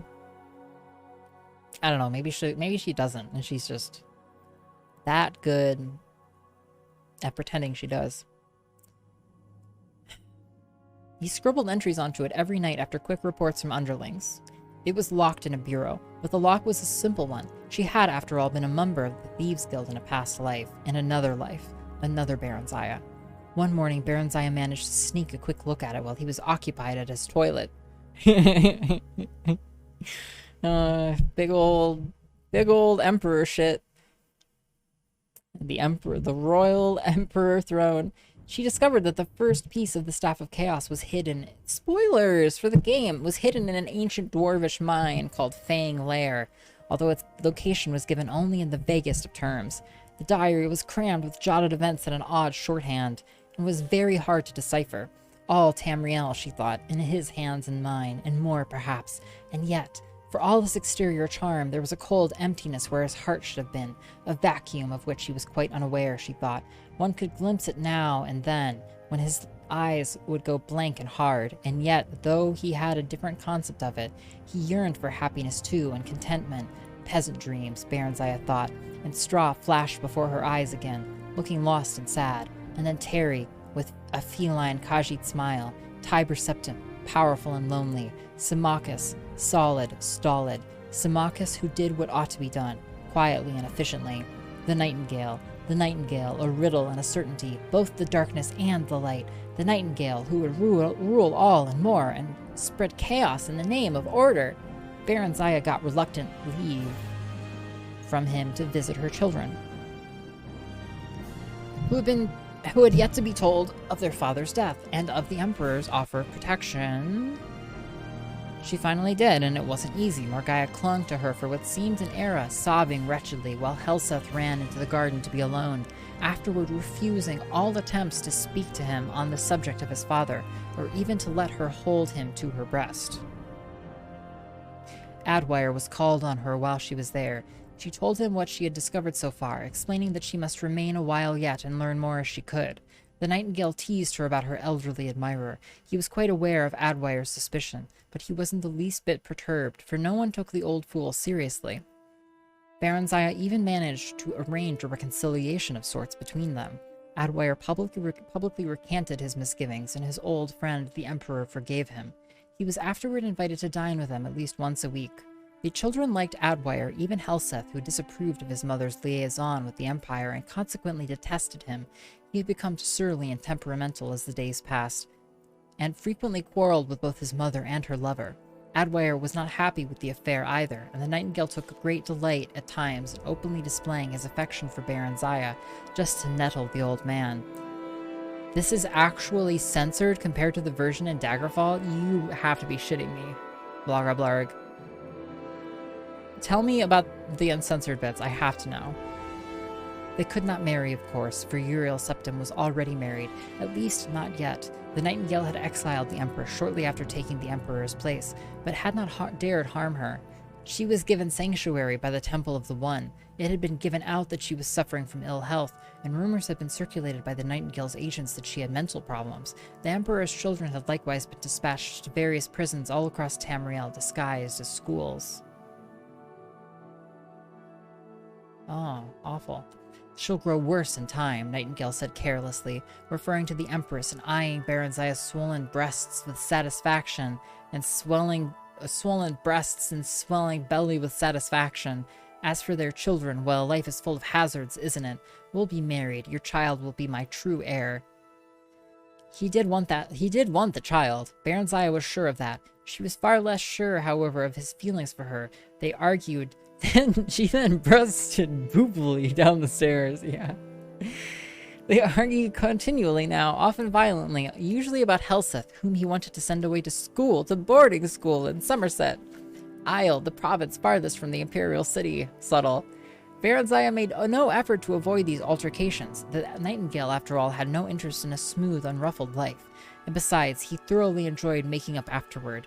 Occasionally, Baronziah would take the children and retreat to their old apartment, declaring she wanted no more to do with him, but he would always come to fetch her back, and she would always let herself be fetched back. It was ineffable, like the rising and setting of Tamriel's twin moons. Didn't know there was an Elder Scrolls Warhammer 40k crossover. Oh, but there should be, Haley, and you could write it. And you could, you could write the manuscript. Occupy with the plumber's log. Yeah, you gotta drop a log, She was 6 months pregnant before she finally deciphered the location of the last staff piece, an easy one since every dark elf knew where the mount of Dagoth-Ur was. When she next quarreled with the Nightingale, she simply left the city with Adwire and rode hard for High Rock and Wayrest. The Nightingale was furious, but there was little he could do. His assassins were rather inept, and he dared not leave his seat of power to pursue them in person. Nor could he openly declare war on Wayrest. He had no legitimate claim on her or her unborn child. True to form, the imperial cities nobility had approved of his liaison with Baronziah, as they had so many years ago of Tiber Septums, and were glad to see her go disapproved. You could write it, Haley. You could do it. Wayrest was equally distrustful of her, but Adwire was fanatically loved by his prosperous little city-state, and allowances were readily made for his eccentricities. Baronziah and Adwire were married a year after the birth of her son by the Nightingale. In spite of this unfortunate fact, Adwire doted on her and her children. Wow, pre-cooked. She, in her turn, did not love him, but she was fond of him. I hate Baronziah, and that was something. Aww. She, in her turn, did not love him, but she was fond of him, and that was something. It was nice to have someone, and Wayrest was a very good place for the children to grow up. And I'm sure that Adwire was a good provider. While they waited and bided their time and prayed for the champion's success in his mission, Baronziah could only, I guess Baronziah is just being real pragmatic here, but Baronziah could only hope that he wouldn't take very long, whoever this unnamed champion was. She was a dark elf, and she had all the time in the world, all the time, but no more love left to give, no more hatred left to burn. She had nothing left, nothing but pain and memories and her children. She only wanted to raise her family and provide them a good life and be left to live out what remained of hers. She had no doubt it was going to be a long life yet, and during it she wanted peace and quiet and serenity of her soul as well as of her heart. Peasant dreams. That was what she wanted. That was what the real Baronziah wanted. That was what the real Baronziah was. Peasant dreams. Pleasant dreams. Close. Yo, hey, Cause of Death, welcome. I have not actually. I don't think I've read that one yet. But we are, in fact, following our progress across books on the spreadsheet. Holy fuck. Okay, you know what? This is a big moment, everybody. Well, first, you know what? Hi, Darissa. All of these books I just bought from you, you can take them back. I read them. Yes, that's right. Just standing there? Yeah, I did. Wow. We go outside. We breathe in the fresh air. Oh my god. Oh, it took me so long. Yeah, welcome, Cause of Death. We're reading all of the books. We are now at 68. 68 books out of about 250. Chat, that's over 25% of the way done. Over 25% of the way done. Did you know there's a whole game here? A whole world! A whole world within the world! I know, funny number. A funny number, Graham, but I don't have any more books. I read all of them. Resting is illegal. Wow, you can't even rest? You can't even just sleep on the streets? Being homeless is illegal? You mean it's random? You just... Yeah, just whatever you find, Whatever's good. Holy fuck, I feel fucking book drunk. You know, you ever feel just drunk on reading? Drunk on knowledge? We could do anything. You know, honestly, in a way, I want to believe that was the hump. Okay, that was the hump. There's an outside, I know. Where does the sky stop? Yeah, they did a really nice job with this modded in sky. It just makes me think the original sky must have like sucked ass, and so they were like, new sky. Beautiful, brilliant new sky. Hey friend. Hey Shargam Shagdog. Hello friend, I'm Shargam Shagdog. Welcome to Balmora. If you have a question, I'll be happy to answer it, or try anyway, and if it's just a little advice you'd like, that's fine. Rumors. Everyone's still talking about the murder of Ra'Len Halalo. Lore. In the first age, the prophet Veloth led the ancestors of the Dunmer from Somerset Isle to the region of Morrowind. Oh, I know all about that, Shargam. Okay? Did you even read 68 books? 8 plates? Are we the baddies? Yo, cause of death. Thanks for the follow. I'm up way too late. We're gonna stop in a second. I need to do something for a second here that's not like just reading. How is our lockpicking? It's like not awful. Security is 21. I just don't know that I don't know that the quality, I don't know that these lockpicks would work for a 35 door. We could burn a lockpick. Find out.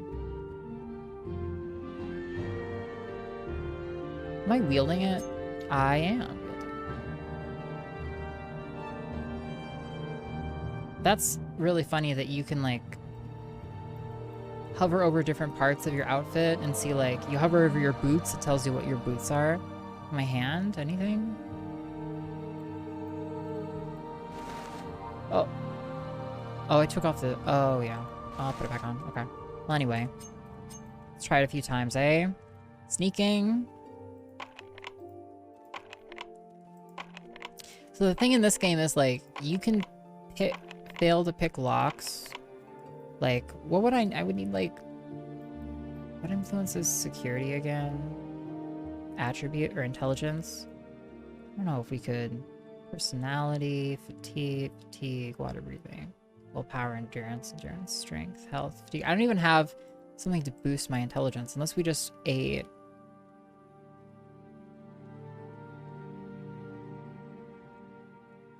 Restore fatigue, fortify fatigue. Fortify intelligence. We actually don't have any gems to even make ourselves better at this.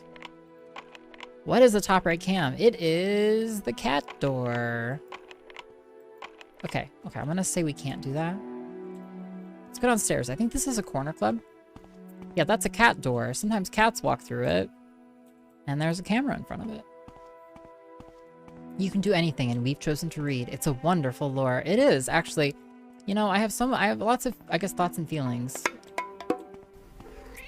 about what we read. Thank you so much, Austin, for summoning a cat from the cat hole. So many thoughts and feelings about what we read about Baron Zaya. It's a very multifaceted tale. I like that Baron Zaya just kind of goes off and just kind of fucks off and dies at the end, I guess. I want to know, is there more to the tale of Baron Zaya? Is that it? Wealth beyond measure, Outland. Look at all this stuff down here. What is it? Hey, Meryl Hilano. I'm fine, thank you. What can I do for you? What's your background? I'm a noble of House Halalu, and I have no business to discuss with you, Balmora. My family is quite important here in Balmora. Now, if you'll excuse me, latest rumors? House Redoran is in trouble. Redoran's in trouble. Halalu's got all the ebony trade. Tilvani are grabbing land right and left. I hear Bolvin Venom is sleeping with Fathasa Lethri, and Garissa won't do anything about it. Redoran and Vivek refused to show up for a duel the other day. House Redoran isn't what it used to be, that's for sure. House Halalu. If you wish to join my house, speak with Noleno Dorvain at the Halalu Council Manor. Oh, dear. So there are different, like, you can, like, join, like, different kinds of houses. That seems time-consuming. Caius Gosares. The old fellow in trouble again? He has a number of bad habits, like forgetting to pay the man in a timely manner. I don't know where he is, but he hangs out at the Southwall Corner Club. Ask for him there. Any advice? If you're considering a mercenary career, the Fighters Guild isn't too choosy. No, don't take offense. I just mean they're relaxed, easygoing, give along, get along. I've read that already. Thieves Guilds. Okay, we read that. Nothing. Hi. What does my character look like? Madame. What is it? Like that, of course. Here, I can take my helmet off. It's actually kind of a pain. I have to do this. I look like that. Yeah! Like a witch! Kind of. I mean, that's kind of mean to me. We're old. We're like an old person. An old witch! But, you know, we're all masked up. Because COVID, you know. My friend. Traven Marvos. Hello again, iios. What's your question? Abolitionists. It's the law of Morrowind. Slavery is legal. The Emperor doesn't like it. Empire doesn't like it, but the Emperor signed the armistice, and that made it legal for us to retain our ancient laws and customs. Now, there's some abolitionists who say, to hell with the law, slavery is wrong. I'm not saying I disagree in theory, but it's the law. Background. I'm Traven Marvos, rogue and retainer of the great House Lalu. Any rumors? Been hearing voices at night, do you? No. Urvas Dren. He's the brother of Duke Vidam Dren and a very wealthy and influential man. He has a netch ranch in the Ashadian Isles, soul sickness. Well, the temple has always said that madness is a soul sickness and a sign of sin, but in the Empire, they say it's just another kind of disease. Yeah, I don't know if I'll be able to get random strangers to join me or not. It's actually quite unclear. Where are you going? Talk to me. Dolnea Rolal. Good day, I'm Dolnea Rolal, publican of the 8 Plates here in Balmora. We rent beds, and I have a limited selection of goods for barter. If you're new here, I can also tell you where to look for other stuff. Okay, barter with me? She just has stuff. Oops. Entertain the patrons? You want to perform? What are you going to do? How about we play the lute and sing? We have a lute. The sound of the fat lute is rich and powerful. They nod and smile approvingly, and afterward come to stare at the instrument. Very nice performance, and where did you get that amazing fat lute? They really go for that big sound. Big fat lutes! 25 gold has been added to your inventory. Hell yeah. Please, yes. have a look around. Okay, that's cool. Handy High Kick is a traditional Dunmer war dance. Dance upon a warrior's bone mold shield, executing the high kicks with style and landing gracefully on the bone mold shield require great athletic and acrobatic skill. Morrowind lore. The Morak Tong are honorable, law-abiding executioners and assassins. They hate the Dark Brotherhood, the outlaw Western Assassins Guild. I see. Fat loots. Oop, we have a key. A storeroom key, no less. Okay, good to know. Where does this Tell go? your friends about this place. Room, door, and door, and they're locked. Okay. Go ahead, Outlander. To remind Is you there all something again, I can this do for you? speed you see us moving at is our sprinting speed. Okay? Our walking speed, which does not take stamina, looks more like this. Okay, so we walked into I guess that corner club. I've been there, I've been there. We just walked into this corner club. That's grow. What's over here? Door to Balmora, comma, the razor hole. Outlander. Hi, Thork. Back. Hello, friends. I'm Thork. Welcome to Balmora. If you have a question, I'll be happy to answer it. Repair things? Nothing. Barter? There's some nice swords. Stuff. Silver arrows. Silver longsword. Steel crossbow. If he has a crossbow, that would be cool. We should get a crossbow, shouldn't we? This is the first crossbow I've seen.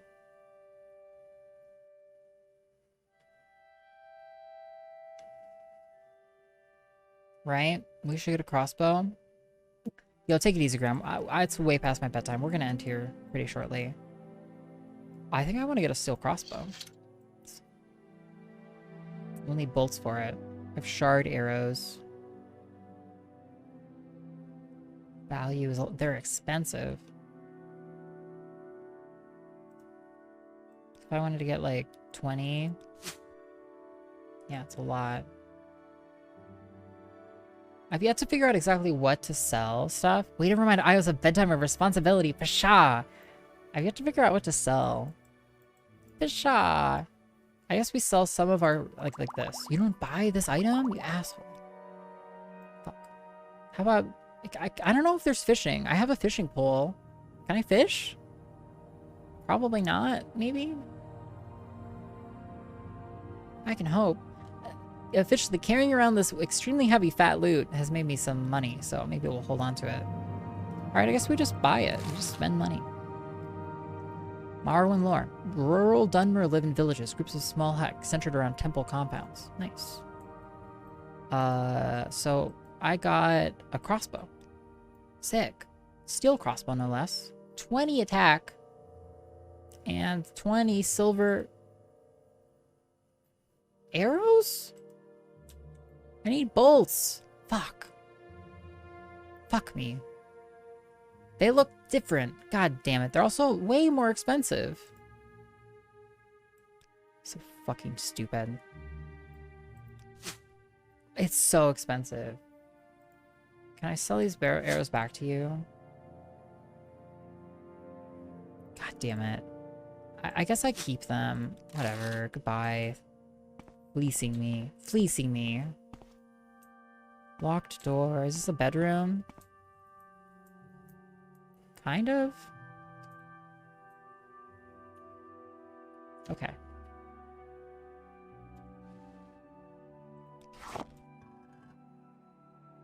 Yeah, it's the least I can do to take your odds and ends. A silver dagger. Yes, please. Okay, so this is the second... Yes, okay, this is the second store. This is the club, the corner club. Yeah, 8 plates. We've been there, we've been to those, we've been all throughout. Wow, we've been to a lot of places. Y'all reading in here? Yo, hey, Collie. Holy shit, only for the first, like, 4 hours of the stream.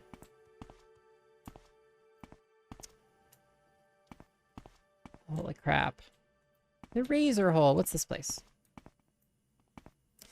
Oh, we're reading all right, Collie. Oh, you missed a little bit of reading. You could say that.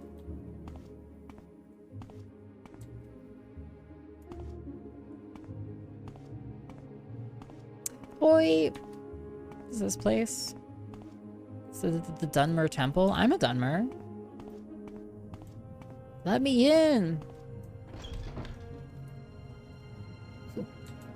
Cool.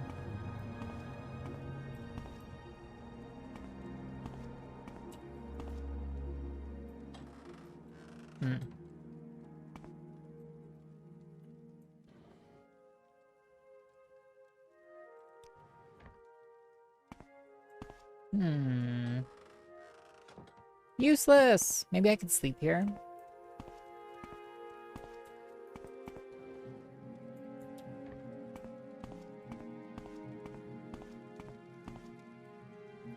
Grab dance.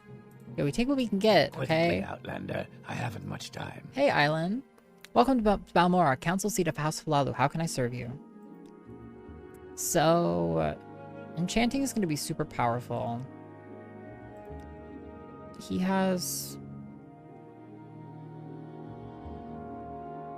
powerful scrolls and some enchanted weapons. So like my helm's armor rating right now is, where is it? Here is 6. This is like the same thing. Except it's called a Velathian helm. So you can get... My problem with these enchanted items is that the enchantments run out. So I'm always like, eh. Monotong, I don't trust you enough to talk about that. Foreigners. We don't like foreigners. Much in Morrowind. This is our country, and we don't like foreigners who come in and steal our land and our treasures and tell us what to do and how to live. Morrowind lore. Light armor is weak, but less tiring. Good for running. Great. Soul sickness. Madness is a sickness in the soul. It comes from a lack of faith and a love of sin. All this talk of bad dreams and bad omens, superstition, it's just a sign that people have abandoned the temple and fallen into greed and wickedness. Okay. Goodbye. Grab dance. All right, just a little bit more. I just want to talk. I just want to see what else is in here. Oh, there's the dead people. There's our dead ancestors. Cool place you have here. But make it quick. Some more dead ancestors. What's up? Drawval Andrano. Greetings, citizens. I'm Drawval Andrano. Welcome to Balmora. We're a House Halalu town and loyal citizens of the Empire. What can we do for you? What do you have to sell? A bunch of potions. I will actually give you... I'll actually happily give you these. Thank you. Kamanatong. Kamanatong is the old criminal syndicate here in Morrowind, and as everyone knows around here, there's a gang war between the Thieves Guild and the Kamanatong. In Balmora, the Kamanatong hangs out over the corner club called the Council Club. Watch yourself if you go in there. They're not very nice people. Okay? Do soul stones recharge enchants like in the other game, or am I misremembering? I believe they do. There's a shrine. You can make donations to get blessings, and I have read a book that says what the shrines do, but... forget.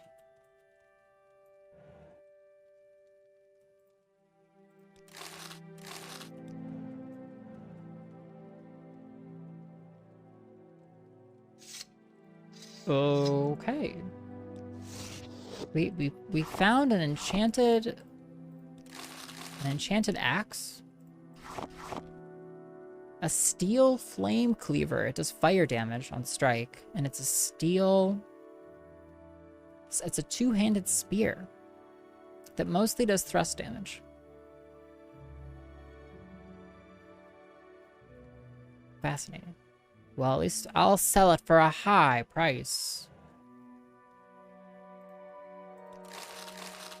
Which is good, because I've thrown away so much money at books lately.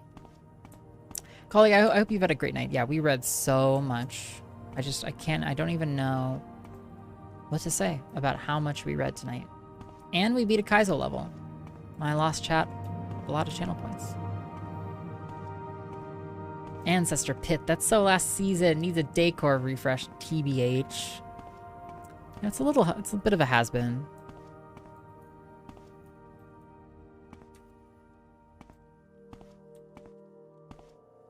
I missed so much. Yeah, it was a lot.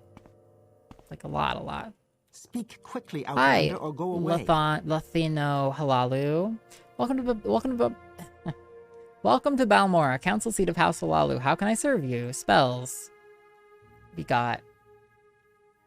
Yeah, I definitely want Omsivi. I absolutely want Omsivi. Absolutely. It's huge. I don't know exactly what recall does.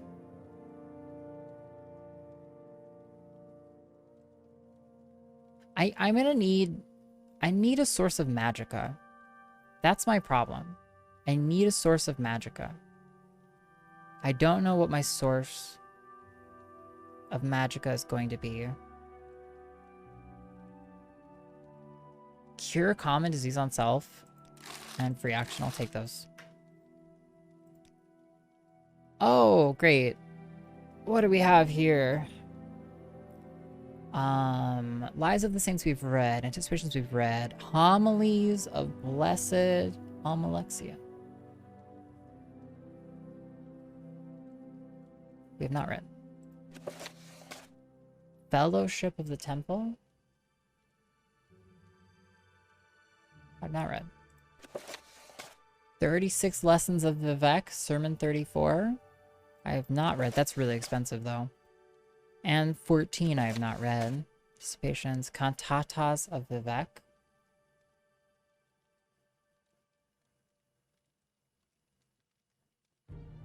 I have read. Consolations of Prayer. Yeah. The Doors of Spirit. We have not read. Pilgrim's Path we have read. So we don't have anywhere near enough gold for these. I've got to get back the Sermons of Vivek. And I'm gonna have to sell...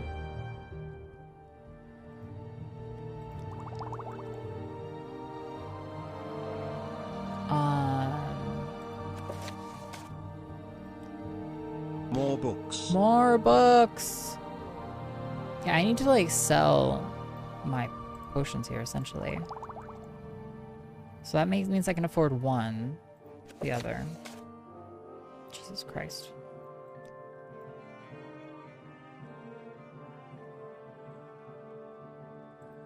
Yeah. Leave me one. I know I'm selling all of my useful resources. I think...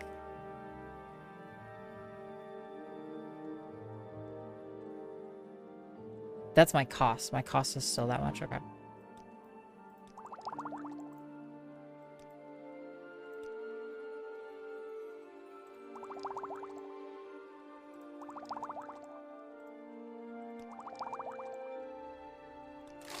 Okay.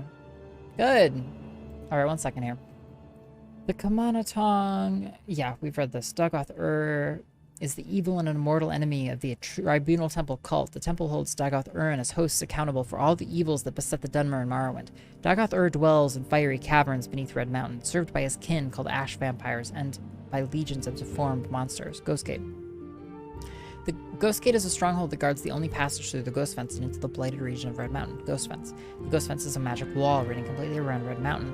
The barrier keeps blight storms and blight monsters from spreading across Vardenfell. Imperial Cult. The Imperial Cult is the official imperial religion. The cult worships the 9 divines. Imperial cult priests serve imperial shrines and settlements throughout Vardenfell. Latest rumors. Ranus Athris in the Balmora Mages Guild has something against wizards who aren't in the guild. I think it has something to do with her parents who were murdered by the old Telvanni Magister, the one before Gothran. You don't say. Yo, Joseph, welcome. One of these are gonna blow open. Okay, we're gonna finish this conversation and then we're gonna call it a night. I'm a priest of the Tribunal Temple, an intercessor between Almsevier and their worshippers, caretaker of the temple and shrines, and counselor and educator for the faithful and laymen. I can tell you about the temple, the Daedra, the saints, and the ancestors. I can explain about pilgrimage and why we hate necromancy. I can also tell you something about other cults. Okay, I take it back. I take it back. You know what? We're gonna talk to you... We're gonna talk to you tomorrow. And you know what you all have to look forward to, chat, is... 1, 2, 3, 4, 5, 6, 7 lovely books for us to read when we return next time on the iios channel Morrowind Readathon. Oh my word, I don't know why anybody watches me. Couldn't comprehend, I couldn't fathom. But here we are. Another lovely, beautiful night spent together. Thank you everybody for hanging out. It's been amazing. We're gonna raid some friend. Some lovely friend who we like a lot. I have a couple of ideas. Pants! Yo, Kufalex. Thanks everybody for the follows. We'll be back tomorrow. We stream Thursday, Saturday, and Sunday.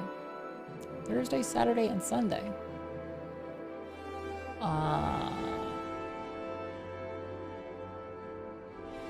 God, it's the later I end, the harder it gets. Tomorrow, and also tomorrow, by the way, also tomorrow is the we're gonna have the charity unlock barbecue stream is tomorrow. It will actually be on this channel, so we will be streaming twice tomorrow on the iios stream. We'll be live during the day, Pacific time, to do an outdoor barbecue kind of like live stream with Lord D and paleontologizing, and then later in the day we will be back. Good mod, we will be back for more Morrowind. It's funny. Ugh. There. The green screen just barely squeaked down.